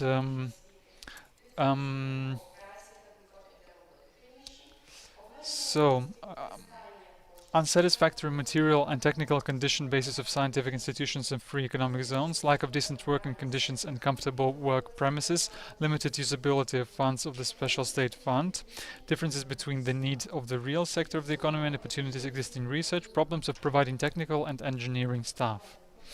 And in order to solve these issues, the ministry is conducting its policy, it's creating important documents, but first of all, I would like to tell you more about the terms, the research infrastructure that exists in the legislation.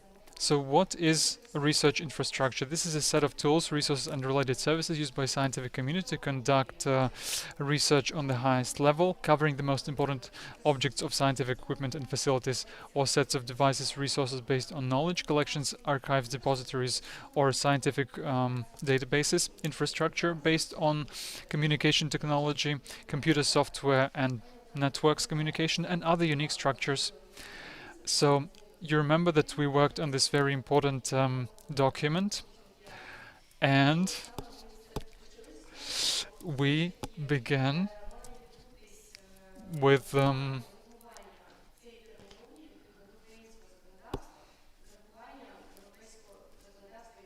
so basically we were focusing on the fact that we are bringing Ukrainian legislation towards the EU legislation. So let's look at the key differences between in this term between the EU legislation and Ukrainian legislation. So first of all, research infrastructure is a general number of tools, and in the EU they can be local, virtual, or divided. And these researchers can be part of international networks. This is as far as EU goes.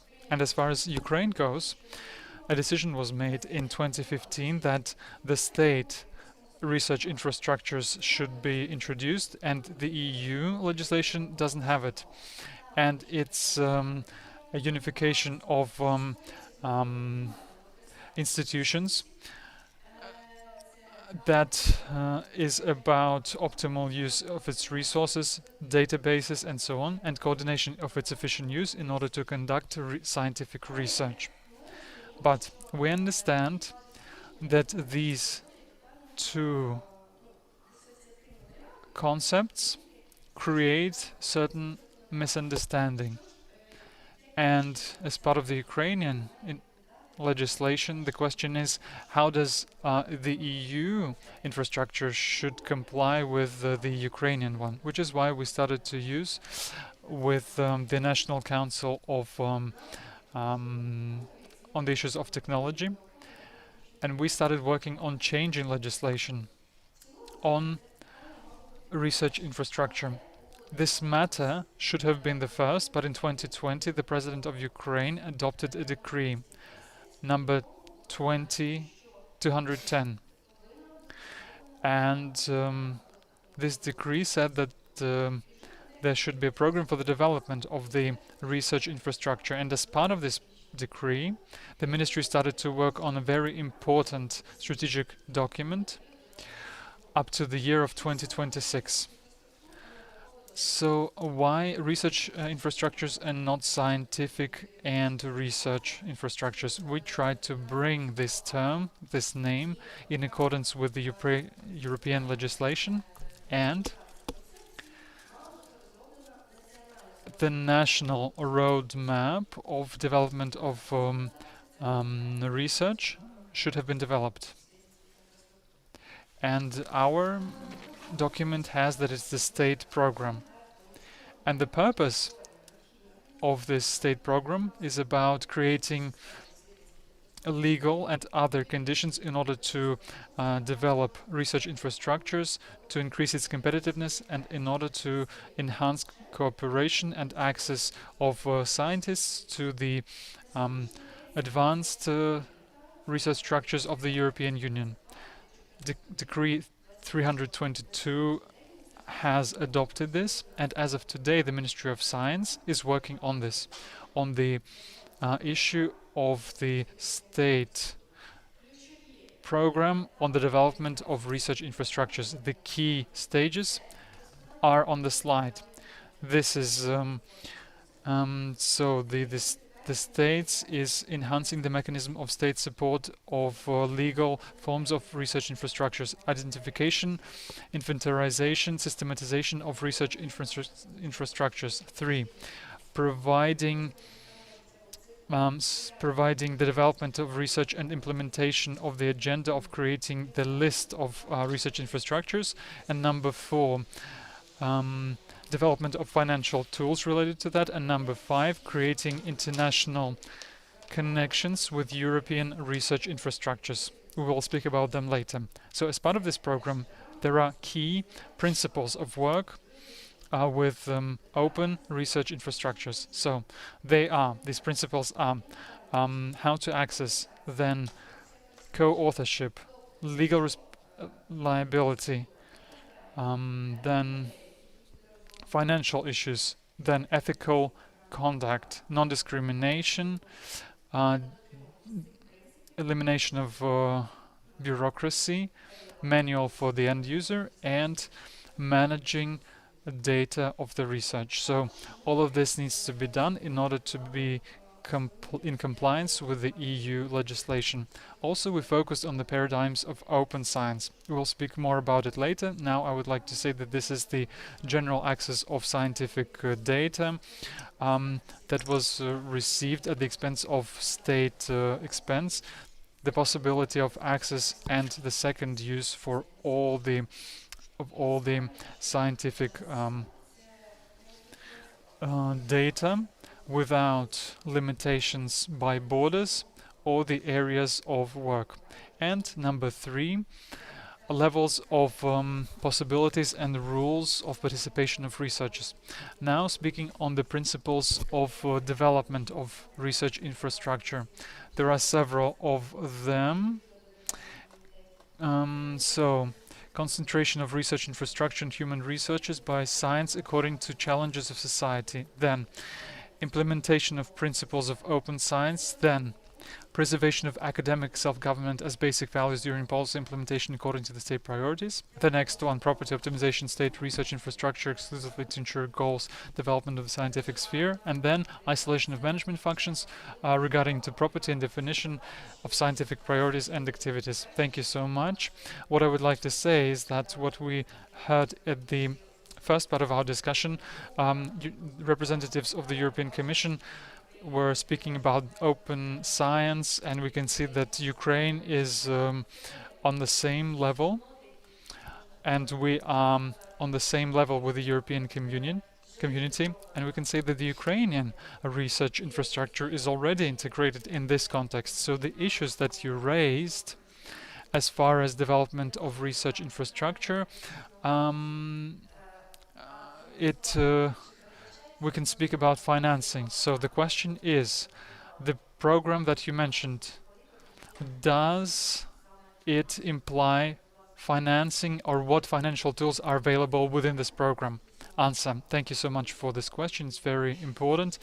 And as of today, the Ministry of Education and Science is negotiating with the Ministry of Finances, and we see that there is a key player that defines priorities, that distributes money. And we, on behalf of our ministry, are making every effort in order to approve all the additional money for this need in order to develop the research infrastructure, which is why I believe that in the near future we will hear more about the Ministry of Finance. We will hear what they have to say. Thank you. Thank you. I think that our main goal is to achieve better results for the development of research infrastructure, and scientists and researchers will try to support you in the ministry. Thank you so much for all the hard work that you do. Thank you, Ms. Irina. And now I would like to give the floor to our speaker from the European Consortium of Research Infrastructure. Good afternoon, Mr. Ornella de Giacomo. Good afternoon. We see you. Ми вас чуємо. Thank you Дуже very much. дякую. Я хочу представити заступника. I would like to introduce Deputy Executive Director of CEREC, Eric, and please tell us more about the integration of this organization. I think that in Ukraine, your organization is less known, but in the world it is quite well known. So please, Ms. Ornella, tell us more about your presentation. We're looking forward to hearing what you have to say. Thank you very much for inviting us in this very important day, and congratulations to Ukraine for all the progress they are making in the integration in the European research area. If I can share my slides, yes, thank you. Ми бачимо. Beyond CEREC, then I will get into the specific point of CEREC, but beyond CEREC, research infrastructures have a major role to play in the integration of the scientific integration of Ukraine. From the point of view of users, we call the users the researchers that actually use the research infrastructures. This is something we have seen, and I will talk about that later, but usually when you collaborate with a research infrastructure at a European level or international level, there is an immediate broadening of the use base in Ukraine, because research infrastructures invest a lot in getting themselves known. So there are information days, trainings, specific trainings on the instruments, on what can be done with these research infrastructures, and also supporting the preparation of proposals. These research infrastructures usually are open to everyone, but the process to access them requires an application, and then there is a selection. So if the application is not well written, many times the science is excellent, but the application is not well written, so this step is tricky. And if you instead decide to open your research infrastructures through collaboration with a European consortium or another international infrastructure, through open access, what you will get in the end is a better use of your local infrastructures. Most research infrastructures adhere to the principle of open access, so selection based only on quality, and this allows to get the better use of the time of the research infrastructure, producing more outputs and outputs of better quality. We have seen in the case of our partnership facilities an increase in the quality and in the number of publications. if you decide to opt for self-standing research infrastructures in your country. In any case, this is a very useful step for the scientific integration because, again, through open access, you will host in your research infrastructures scientists from the international user community. You will have the best scientists coming to use your research infrastructures, and in exchange, what you will get is the knowledge on scientific topics, on the preparation of samples. So you always learn, and there is a very useful exchange when you have open access programs.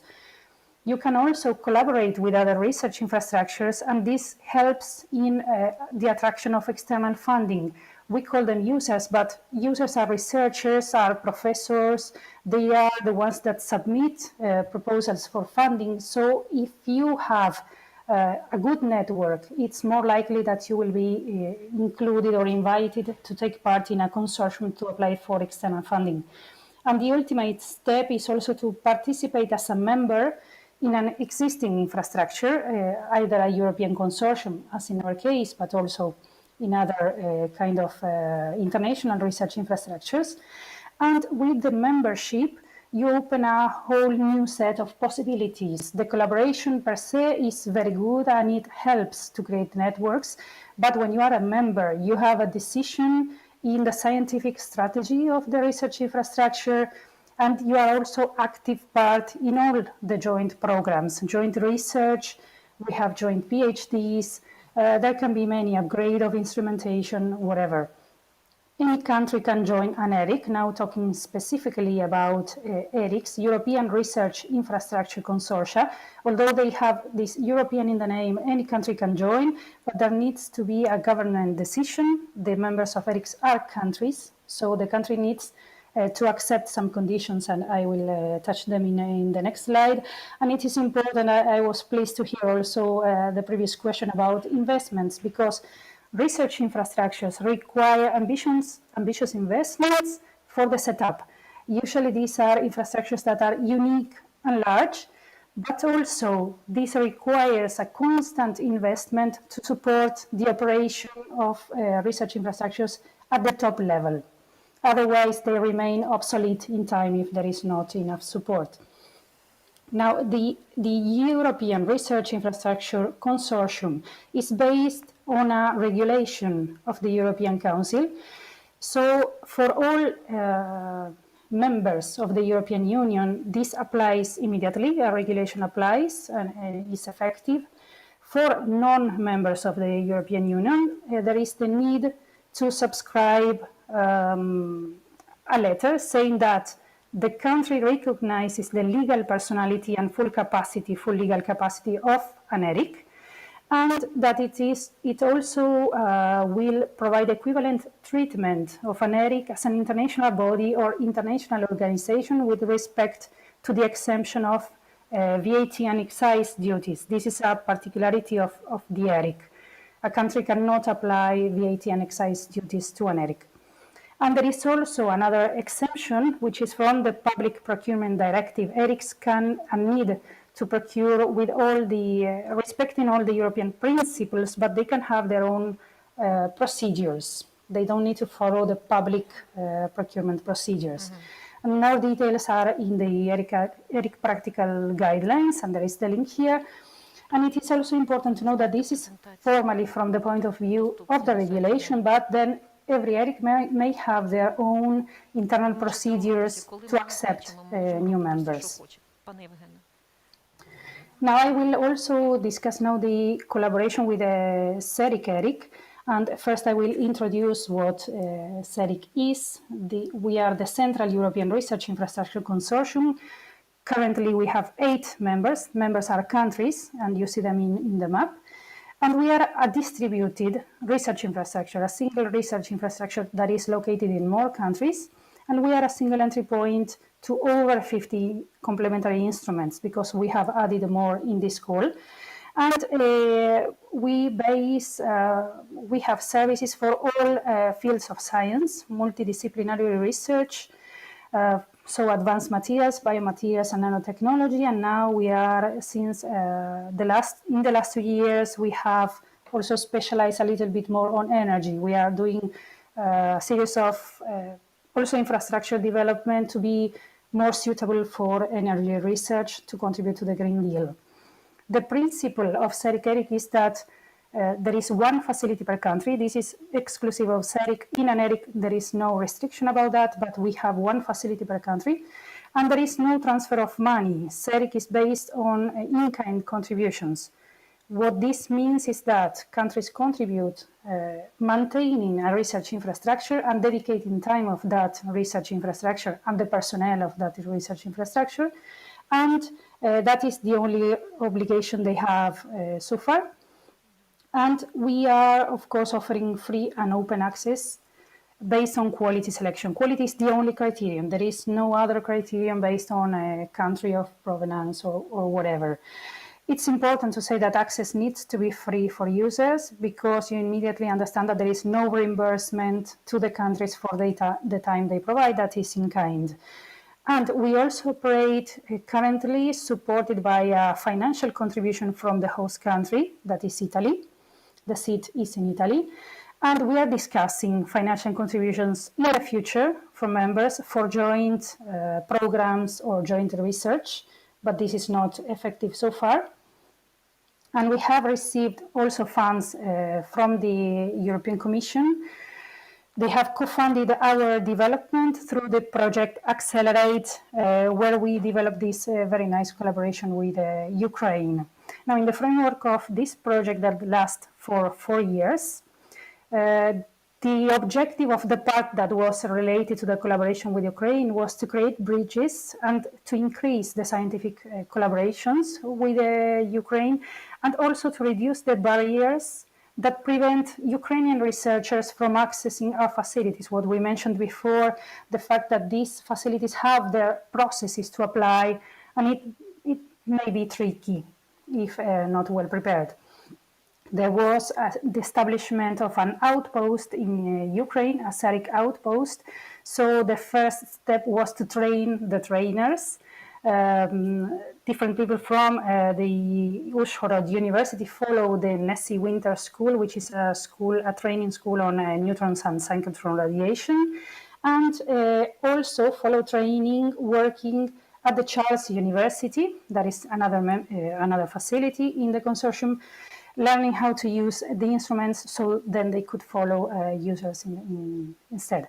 There was also a wider training for human resources in other topics, not specifically science, but in general, for example, research to business events, networking events, trainings on other aspects like the management and accounting of in-kind contributions, international mobility, and others.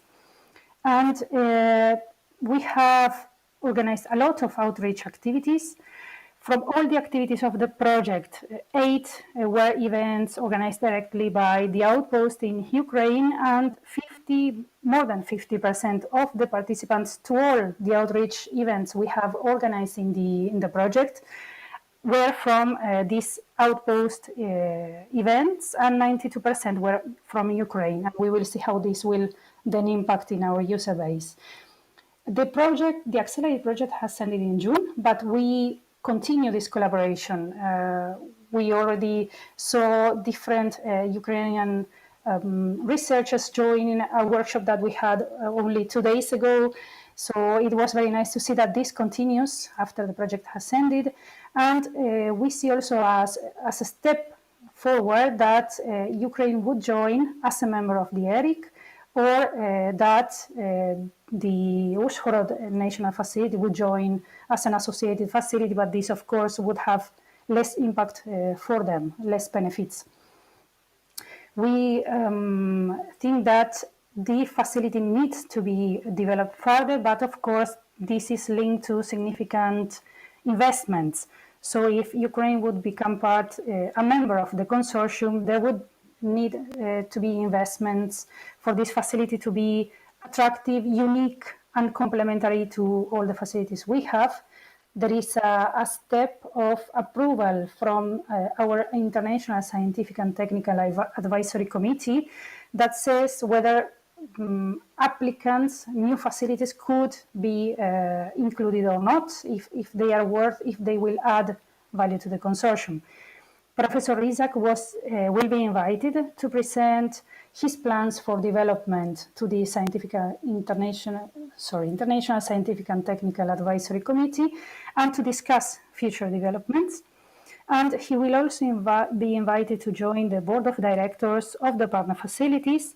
Here is where all the directors of the facilities we have in the different countries meet and decide. He will be an observer, but this will also help him to understand the dimension of all the possibilities for joining the ERIC. What we have seen in the past with Ukraine and also with other partners, in these charts, the up chart, the blue bars, is the percentage of applicants from Ukraine from the overall amount of applicants. And you see that the Accelerate project started in 2017, and we said there were all these events targeting information days, training, and you see how the percentage of applicants from Ukraine has grown constantly. This is a very good sign. In the chart below, in the red bars, this is the success. This is a measure of how many of these applications, of the overall applications that were successful from participants of any part of the world, how many of them were Ukrainian. And here also you see that there is a steady increase. This parameter is even more important than the previous one because it means that applications are successful. So there is a learning process. In 2020, we see a decrease because unfortunately, due to COVID, some of our facilities were closed, were not receiving external users. So probably the more targeted application by the more targeted facilities by the Ukrainian users were closed, shut down for a couple of months, and you see a lower acceptance percentage in general. Now the opportunities for Ukraine in joining CERIC, as we said, free open access, they could have access to research infrastructures that are not available in Ukraine. This possibility exists already now, so there is nothing preventing Ukrainian users from applying to our facilities, but when there is a membership, there is a stronger connection with the directors of the facilities, exchange programs. It's much easier. Everything becomes more immediate. They become more acquainted with all the facilities. So it's immediate that the success rate grows and the level of applications grow and the community is developed locally. The membership would open a whole series of possibilities. It would further enhance the facilities through integration and open access. Now the integration means also co-development of instrumentation, of laboratories, so the facility becomes more relevant at a European level, and there is also an exchange of know-how between the different research infrastructures that allow to have projects that are not possible, upgrades that are not possible because you may not have all the competencies required. There is training, usually inside 4 members in different techniques in the use of instrumentation.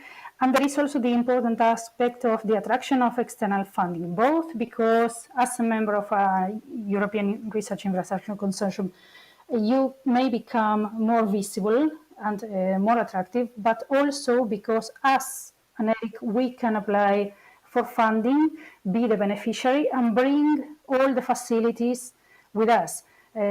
Sometimes our partner facilities could not apply alone because they are not relevant enough to apply alone in a consortium, but we as a consortium are a relevant partner, so new opportunities are open.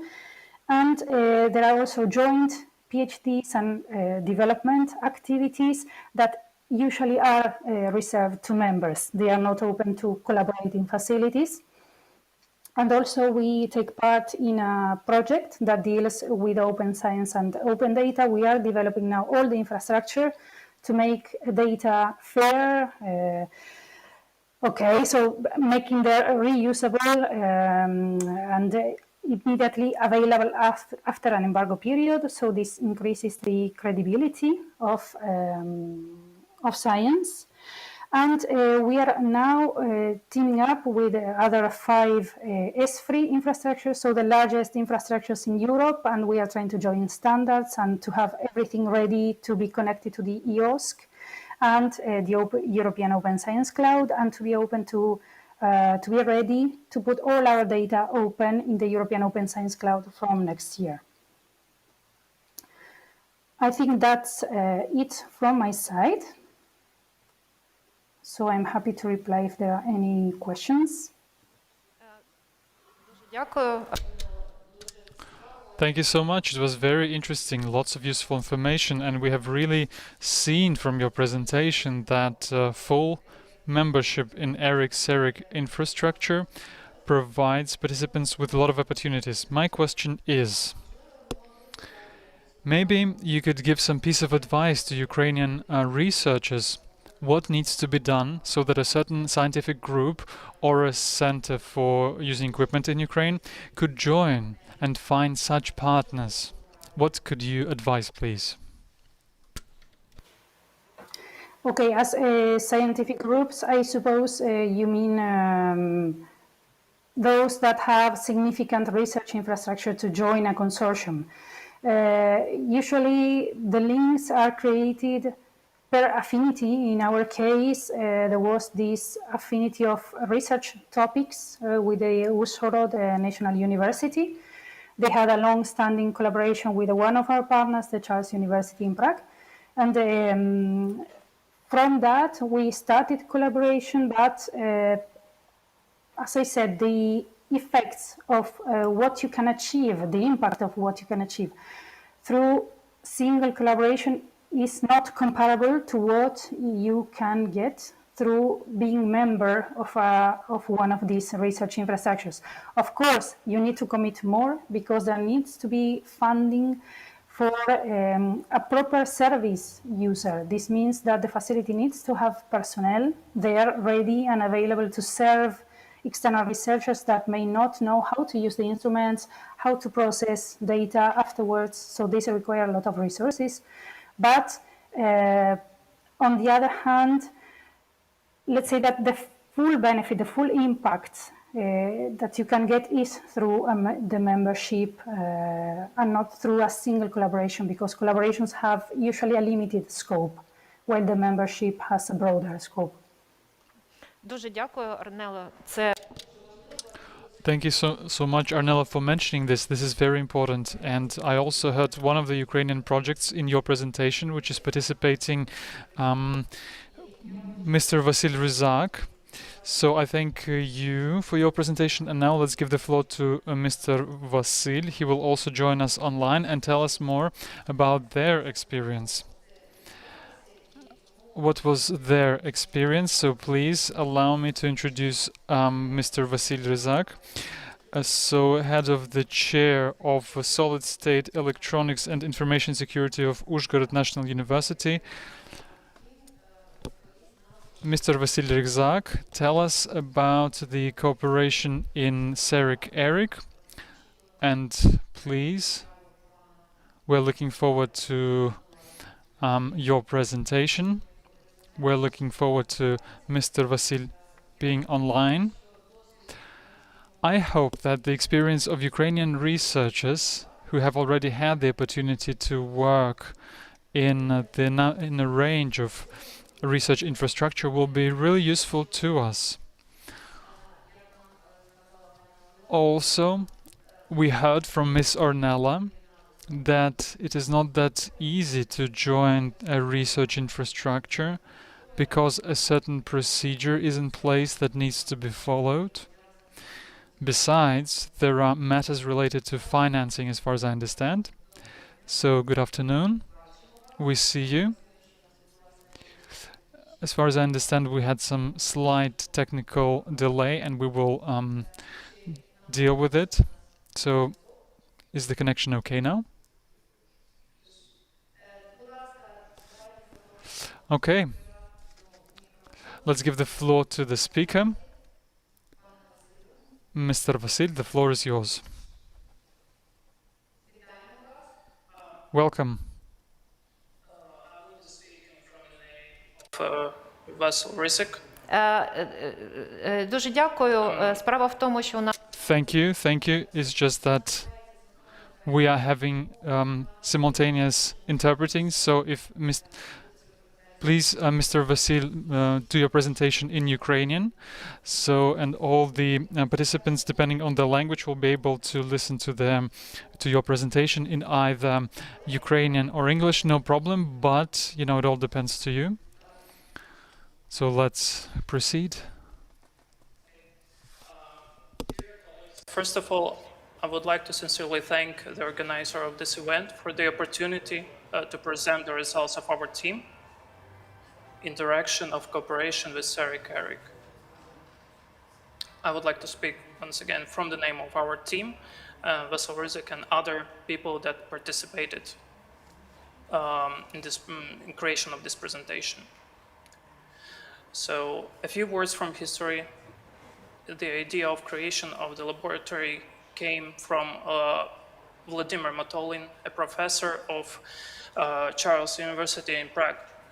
Originally as a joint laboratory of two universities, while working on the contract, a new idea arose to open this laboratory as a part of Ecp consortium.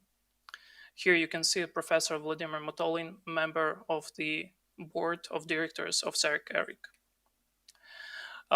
It was hard to refuse such an offer. In 2015, we, together with our rector, Professor Vladimir Smolanka, are going to Trieste, and the rector represents our university at the meeting of the General Assembly of the consortium. We got the impression that the Europeans did not expect that UJNU would be such a powerful university, and an agreement between Ecp and UJNU was signed, and the process started. Thus, we got into the team of the heavyweights of European science. On the previous presentation, as we could hear, there was a lot of good words told about Ecp itself. So we would skip the slides that were presented about Ecp and switch to the Accelerate project itself. So I want to emphasize that it was during the preparation and realization of the agreement between Ecp and UJNU, Accelerate agreement about the participation of our state in the Horizon 2020 program was signed between Ukraine and EU. Our team was practically one of the first among Ukrainian scientists to enter H2020 program. Our partners are scientists from Italy, Sweden, the Netherlands, Great Britain, Germany, etc. Accelerate project packages include maintaining and sustainability of research structures, promoting an open scientific space, attracting new users, in particular by leaching, and promoting the practical use of project results. Accelerate goals. We could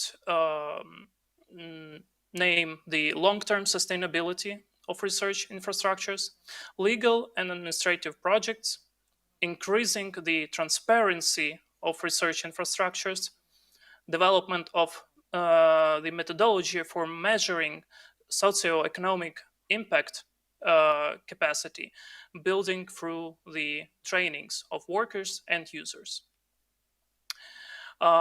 One of the tasks of our project Accelerate was the establishment of the sustainable Ecp outpost in Ukraine. This outpost is created at the Department of Solid State Electronics and Informational Security of Uzhhorod University on the basis of equipment that other Ecp members will transfer to us. Thanks to this, we can work on modern equipment in European scientific institutions. Access in practically is unlimited. But in reality, we do not have time to process the already received data arrays. For example, these slides show the result of studies of the interaction between biomolecules and the surface of titanium oxide. I will go slowly through the slides.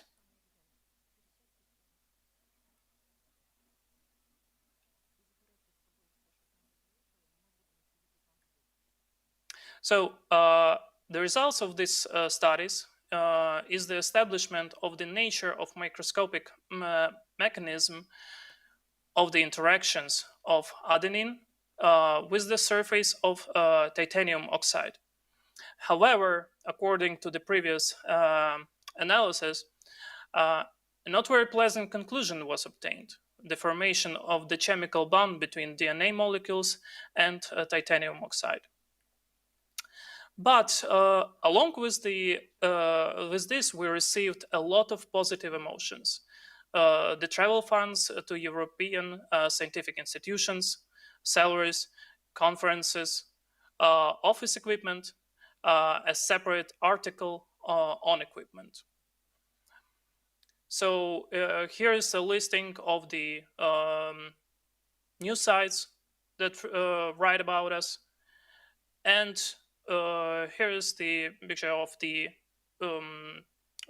National University that has awarded Professor Vladimir Matolin the title of Doctor Honoris Causa for his active participation in international scientific cooperation. We have prepared a room for the new equipment, and as you can see, installed and set up the equipment here. So now the video will start, I would assume.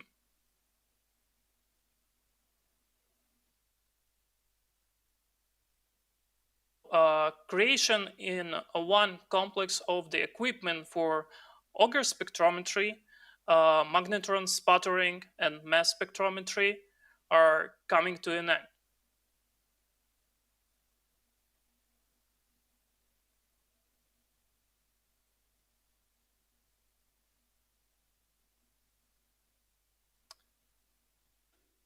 So the final report of the Accelerate project states the SARIC support plans of our outpost.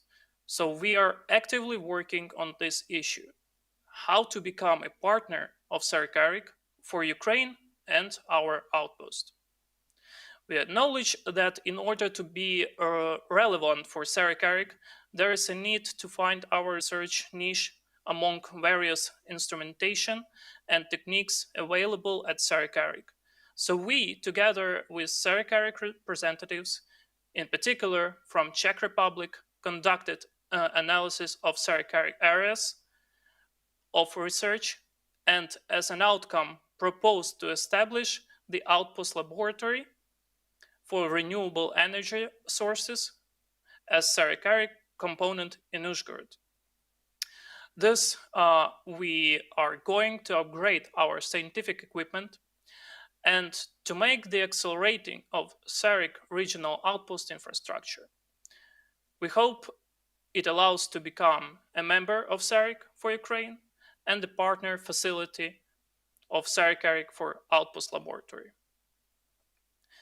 In particular, we are going to equip the Outpost Lab with research advanced equipment such as magnetron sputtering model, modern equipment for performing X-ray diffraction and scattering characterization, scanning electronic and atomic force microscopes. We hope that our infrastructure project and proposal submitted for the competitive selection under the EU External Action Instrument will receive funding support.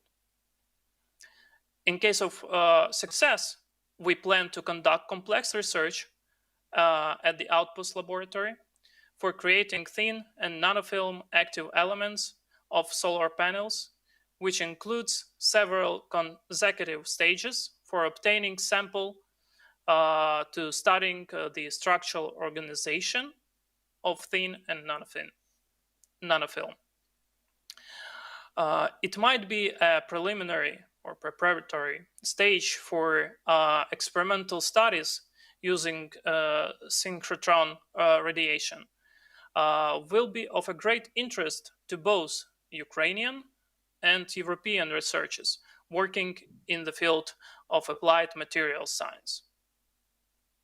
The planned research corresponds with the Horizon Europe program mission, the National Economic Strategy until 2030 initiatives, the European Green Deal objectives. Regarding the accreditation of ISTAC, we hope that availability of such equipment significantly increases the likelihood of acceleration of this laboratory by the International Scientific and Technical Advisory Committee. We are very grateful to Deputy Minister on European Integration, Alexei Skuratov, and Executive Director Eric Yanakoller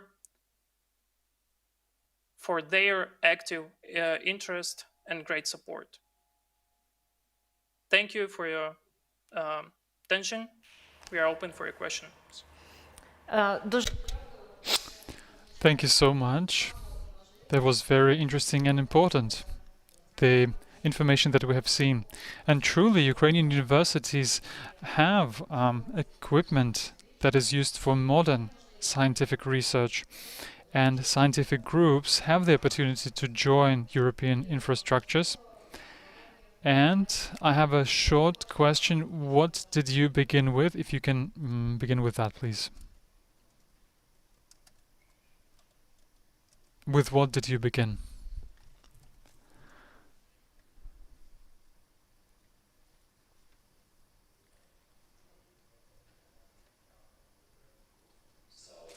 We started 20 years ago.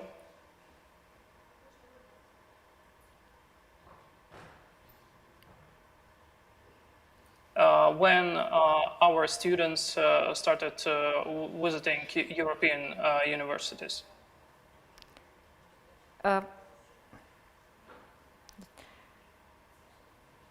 Дякую. Я думаю, що це буде всім цікаво послухати про Thank you, thank you. I'm sure that everyone will be really interested in learning more about your experience. So I think your presentation was very interesting for many. And I want to say this. Ukrainian researchers are working not only in hardware engineering, in research infrastructures that are based on equipment, but Ukraine is also famous in its IT sector. Digitalization is a word that requires no translation into Ukrainian.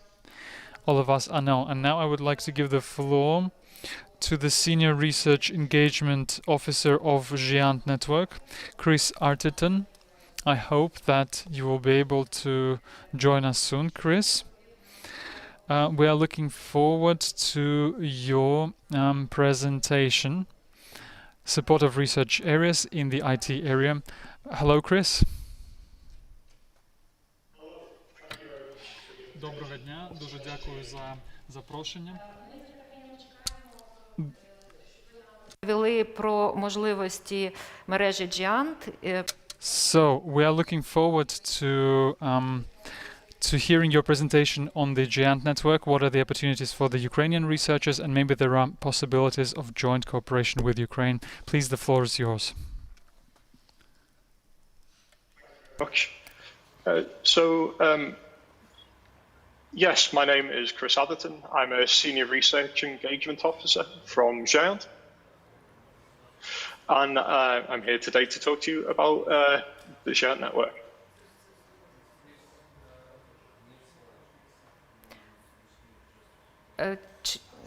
Ви плануєте розширити презентацію? Will you have a presentation to share? Yes, it should be displaying now.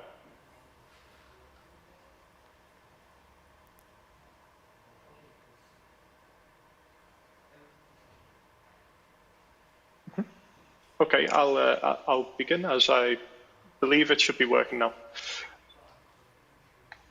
So, who is Giant? I think it's a good thing to start with who we are. Giant Association is a collaboration of European national research and education networks. We support the advancement of research and education, innovation, but on a global scale. Together, we deliver an information ecosystem of infrastructures and services used for communication, collaboration, exchange of data, and access to repositories, services, and facilities. But the origins of Giant go back to the early days of the internet. But first, I just wanted to mention that Giant is a membership organization made up of over 40 national research and education networks from across Europe.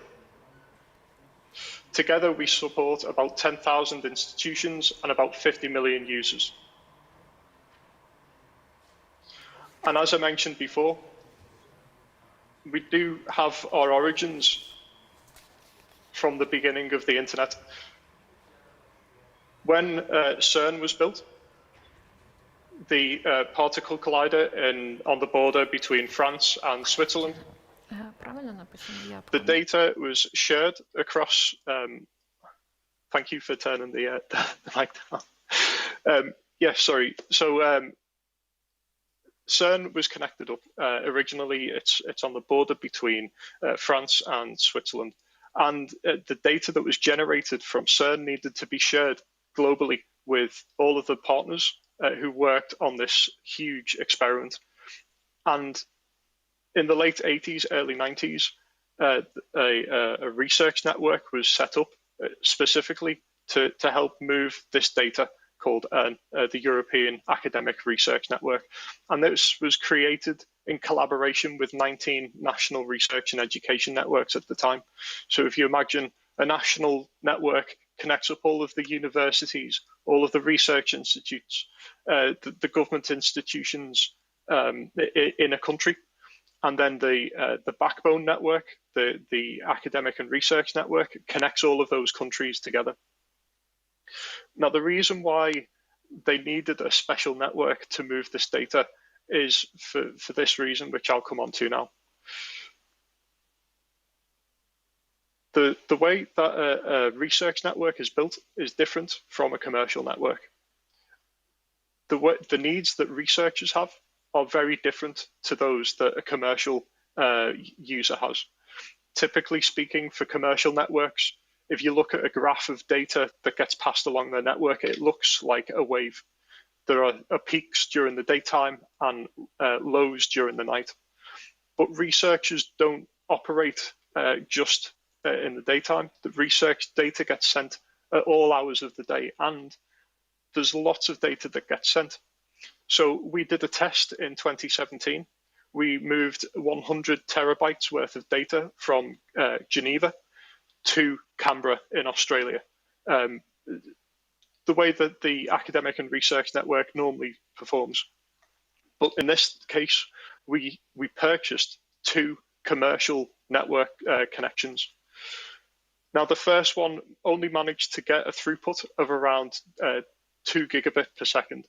That's like pretty good for a commercial network, but it's not fantastic because the rest of that 10 gigabit connection wasn't really used.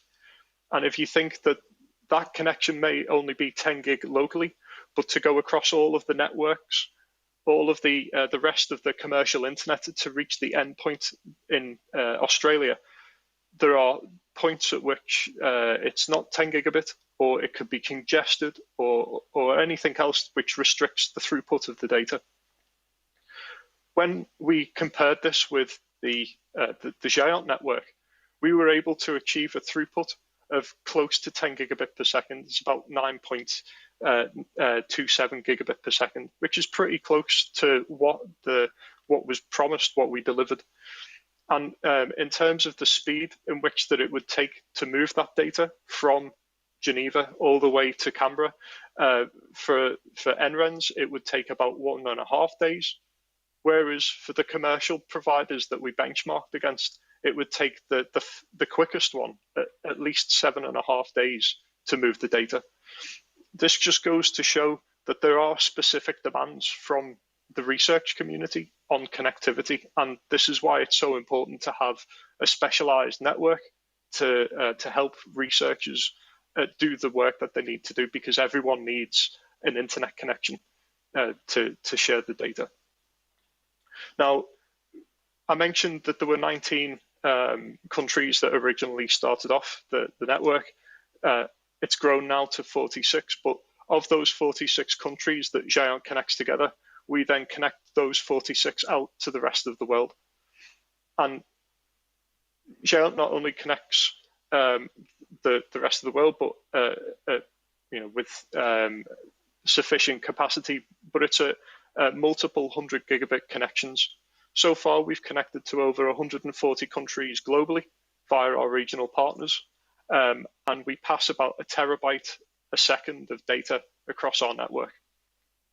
And we also work with the big research organizations that span multiple countries, like CERN, the European Space Agency, EUMETSAT, the Square Kilometre Array, and many, many more. We work with partners in other world regions to help create global research and the global research and education community, like in Africa, in Asia, North and Latin America. And so we pass this data freely amongst one another to benefit the advancement of science globally. And we do this by working on projects. Now, one such project which is relevant for Ukraine is called the EAP Connect project.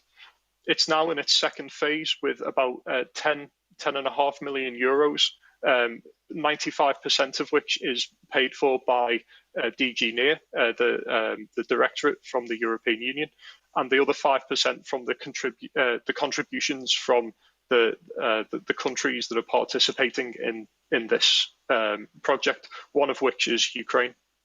And this project aims to bridge the digital divide by helping those countries to connect, integrate and strengthen with the wider European and global research and education community. But Géant is not just a network, and it's not just it's also a project, which is also called Géant, and it's made up of staff from the European member national research and education networks, and also the Géant organization. So I myself work within the Géant project. Together, we develop the services and the infrastructure that researchers need to perform their work to move these large amounts of data around the world seamlessly.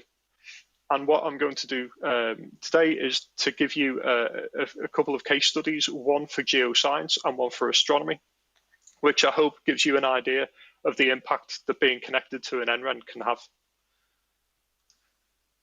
So firstly, a broader point about geoscience and why it's important. We use geoscience to tackle three big global challenges: disaster and emergency response, sustainable development, and climate change. These are globally addressed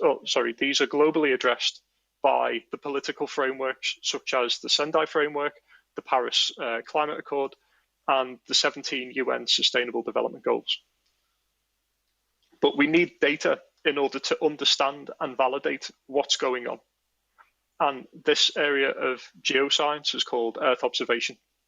And NRENs help move this Earth observation data from the data sources, typically like from satellites in space that send the data down to the ground. We then move from the ground stations to the processing facilities, but we also help move the data from the processing facilities to disseminate widely around the world to all users. And that data that is used by research groups to perform their research and to do analysis to help decision makers. One such example is moving data to and from the European Centre for Medium Range Weather Forecasts, otherwise known as ECMWF. ECMWF tracks climate change as part of the Copernicus project. So this is a multi-billion euro project which is funding satellites in space and the dissemination of data freely and openly to the world for use to tackle those three big challenges. ECMWF tracked the long-term change in average weather patterns. And ever since 1997, as a global community, we've agreed that the change in the average surface temperature is a direct result of human-made emissions. This has a direct impact on places like the Netherlands or the Maldives, where the sea level can start to rise. And it's the same in Ukraine. All this has an impact on what we leave future generations. And Earth observation helps us to see the Earth in more detail, not just at a macro level, but going further in. Now here is an image from one of those satellites, one of those Sentinel satellites that are part of the Copernicus project. Here you can see nitrogen dioxide, which has been emitted by combustion engines across the continent of Europe. With this kind of data, we can now see where emissions are coming from, which cities are the most polluting. And it also allows researchers to measure the impact also of government decisions. The sharing of this data is made possible with researchers because of national research and education networks. For example, 80% of all of the data from the Copernicus satellites goes to researchers via the GÉANT network and the associated NRENs. The rest of the users get their data via the commercial commodity internet. The data produced by the Copernicus satellites helps with things like research into earthquakes, marine life, atmosphere and weather prediction, as I showed before, changes in the use of land, sustainable agriculture, and many, many more. One example that you could use, and this is more topical for today, is how this may be used in Ukraine. So GÉANT provides members direct connectivity to the data sets from the Copernicus Earth Observation Program, both from ESA and from EUMETSAT. This not only supports the research, but also provides opportunities for new research initiatives. And this is a really valuable cooperation that we have both with ESA and with EUMETSAT to deliver this data to researchers. This image on the left-hand side is data from Copernicus that was transferred over our networks. It shows the seasonal anticyclonic eddies in the Black Sea. And this data was acquired from the TOPEX Poseidon satellite system, which is a joint NASA and ESA mission. And it's part of the Copernicus Marine Environment Monitoring Service where this information comes from. This data can be used by researchers to determine seasonal currents.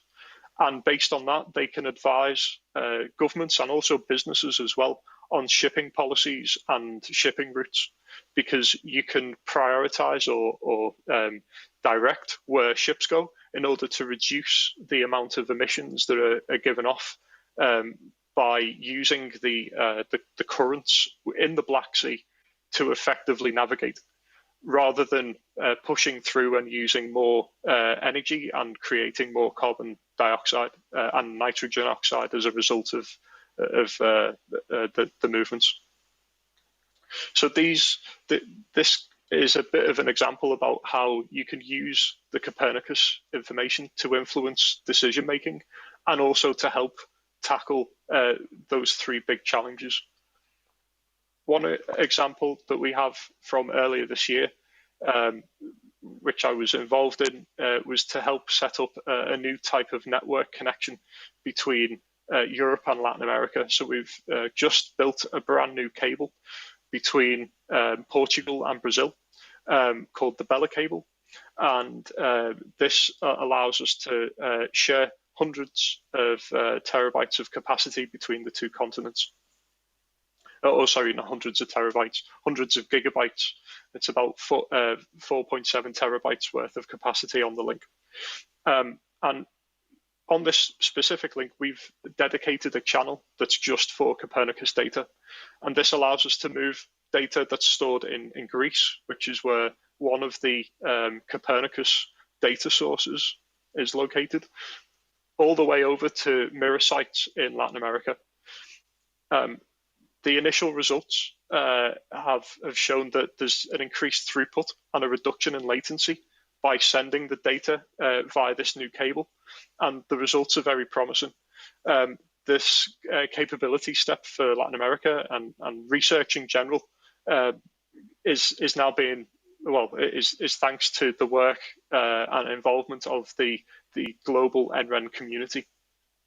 And that's the point. The global research and education networking community can handle these big streams of data, hundreds of gigabits of data, which in a way commercial providers can also use, but not necessarily to the same degree.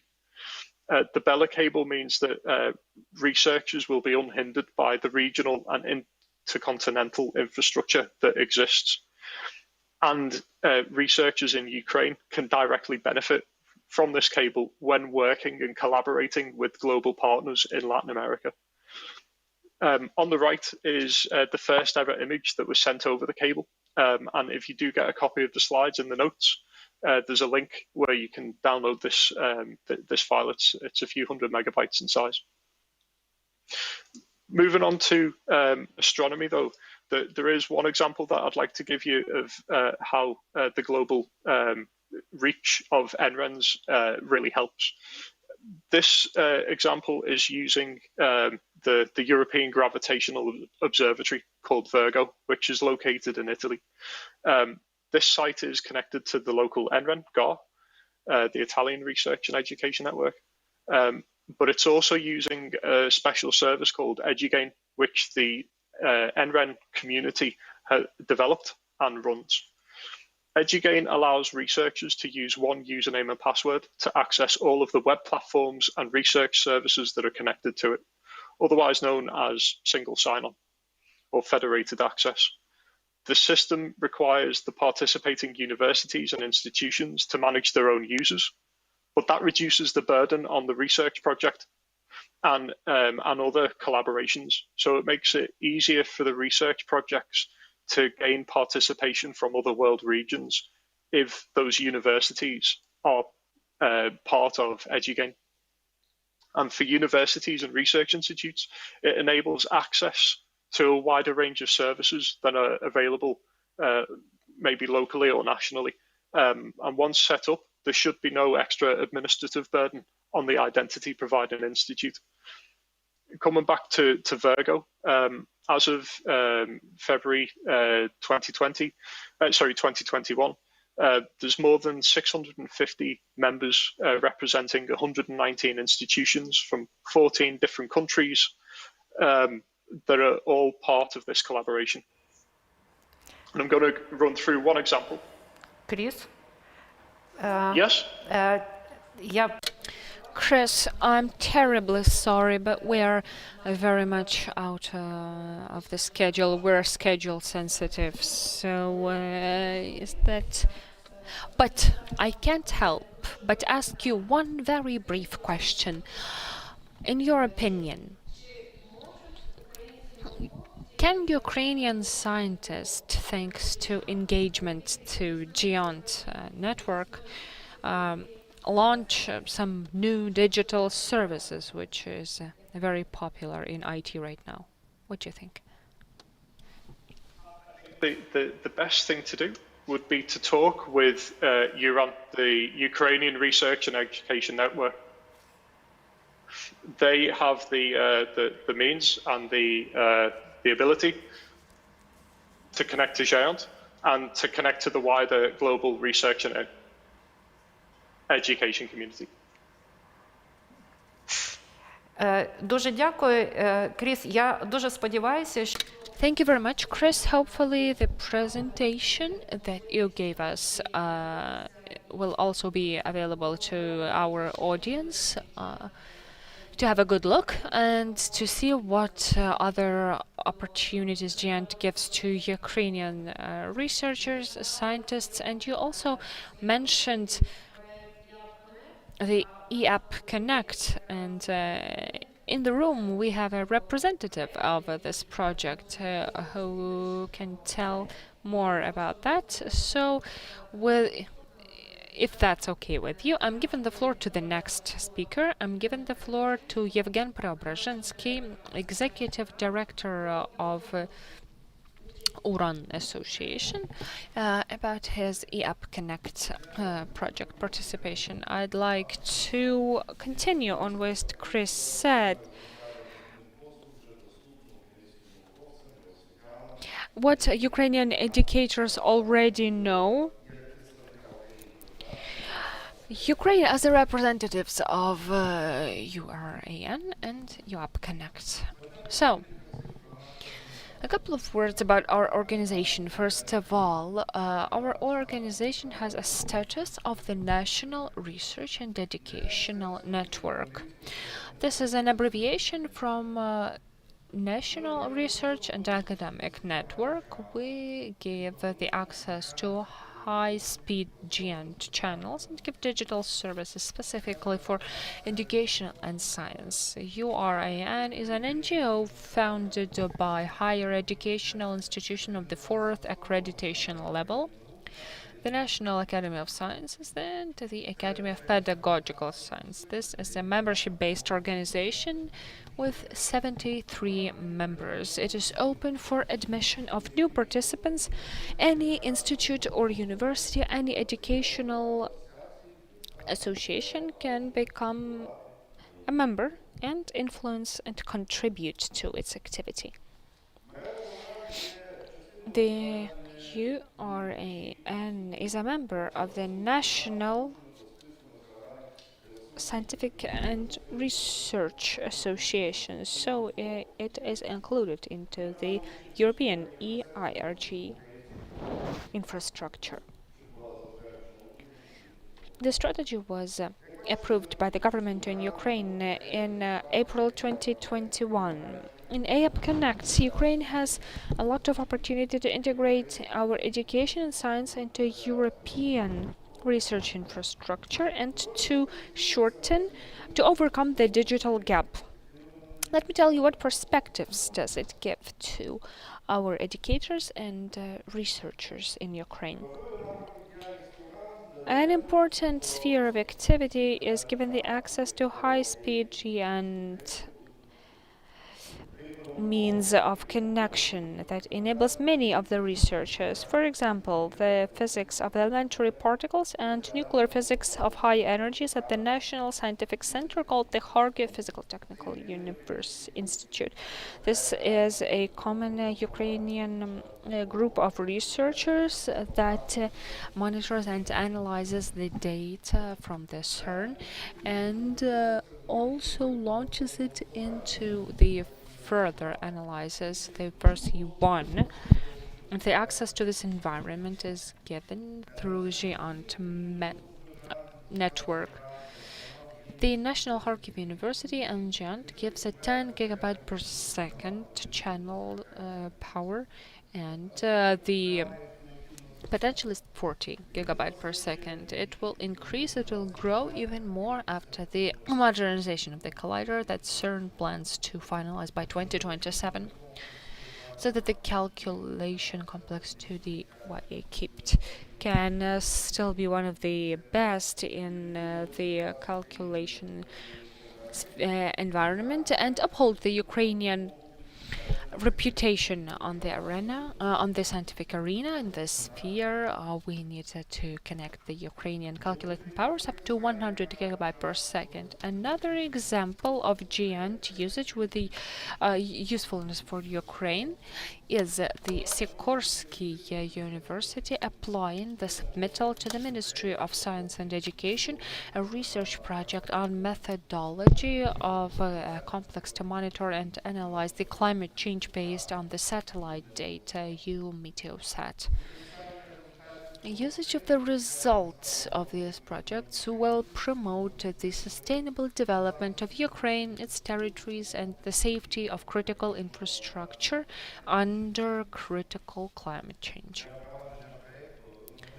We would need the service of UMedCast mailing list from the European system of usage, the UMedSet. That Chris Atherton mentioned. This is almost a real-life exchange of data, and that would need powerful GEANT channels. The access to them will be given to the Kiev Polytechnical Institute from URAN. Apart from access to the high-speed channels, URAN gives the opportunity for unique GEANT standards. This is the protected roaming with seamless connection to internet, whether you are in your institution or in some other. Tens of thousands of access points in over 100 countries worldwide. Ukraine is also on that list. It again is the authorization that uses technology of unified access and gives the chance to the users from the educational institutions to gain access to all resources through one account that is given by home institution. In Europe, EduGain is the unified admission for Erasmus Plus participants. Thanks to EduGain, Europe is already implementing the digital student's ticket, paperless Erasmus. EduVPN is a protected way of exchanging data for education and science, even if you're using free Wi-Fi at public places. Authorization happens through EduGain. The file sender is the service for sending large files.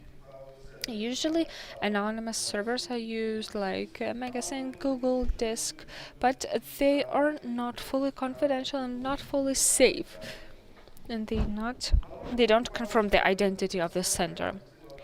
Meanwhile, in file sender, the person who sent is always identified. The students and the participants will gain access to online services or buy them under special conditions, and they will enjoy full confidentiality of the personal data of the users. In academia is not part of the chain, it's the additional service that allows to check whether the recipient is eligible to discounts. That happens through EduGain.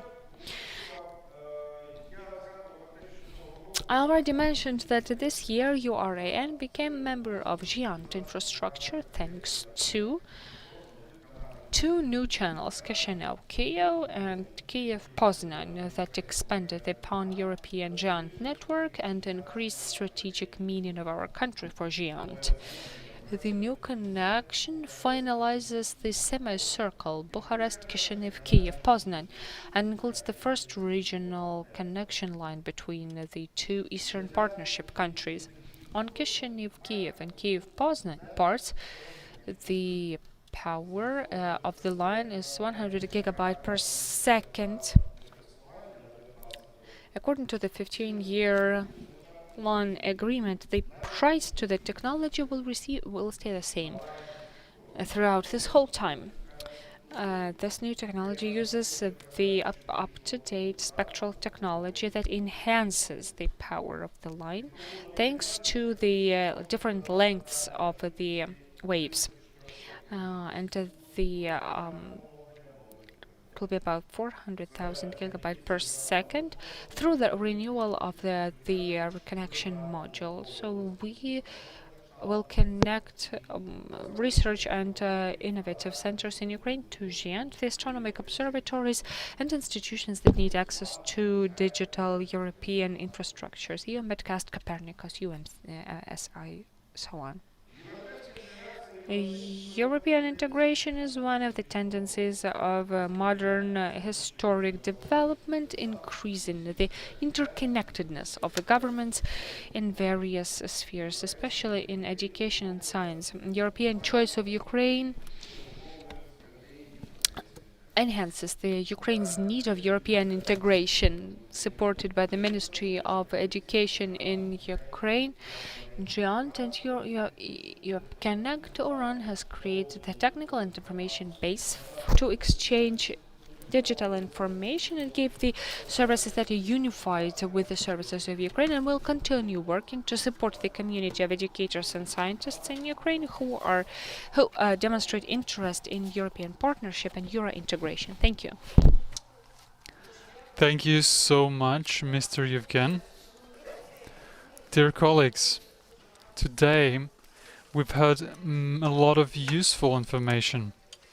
We started with the changes in European Union, in European Research Area changes, Pact. We also heard information about the new programs that become accessible to Ukrainian researchers. And the first part of our event is over, and it will begin with the panel discussion at 2 p.m. And it will be about introducing open science in Ukraine. Thank you so much for your attention. Have a wonderful day.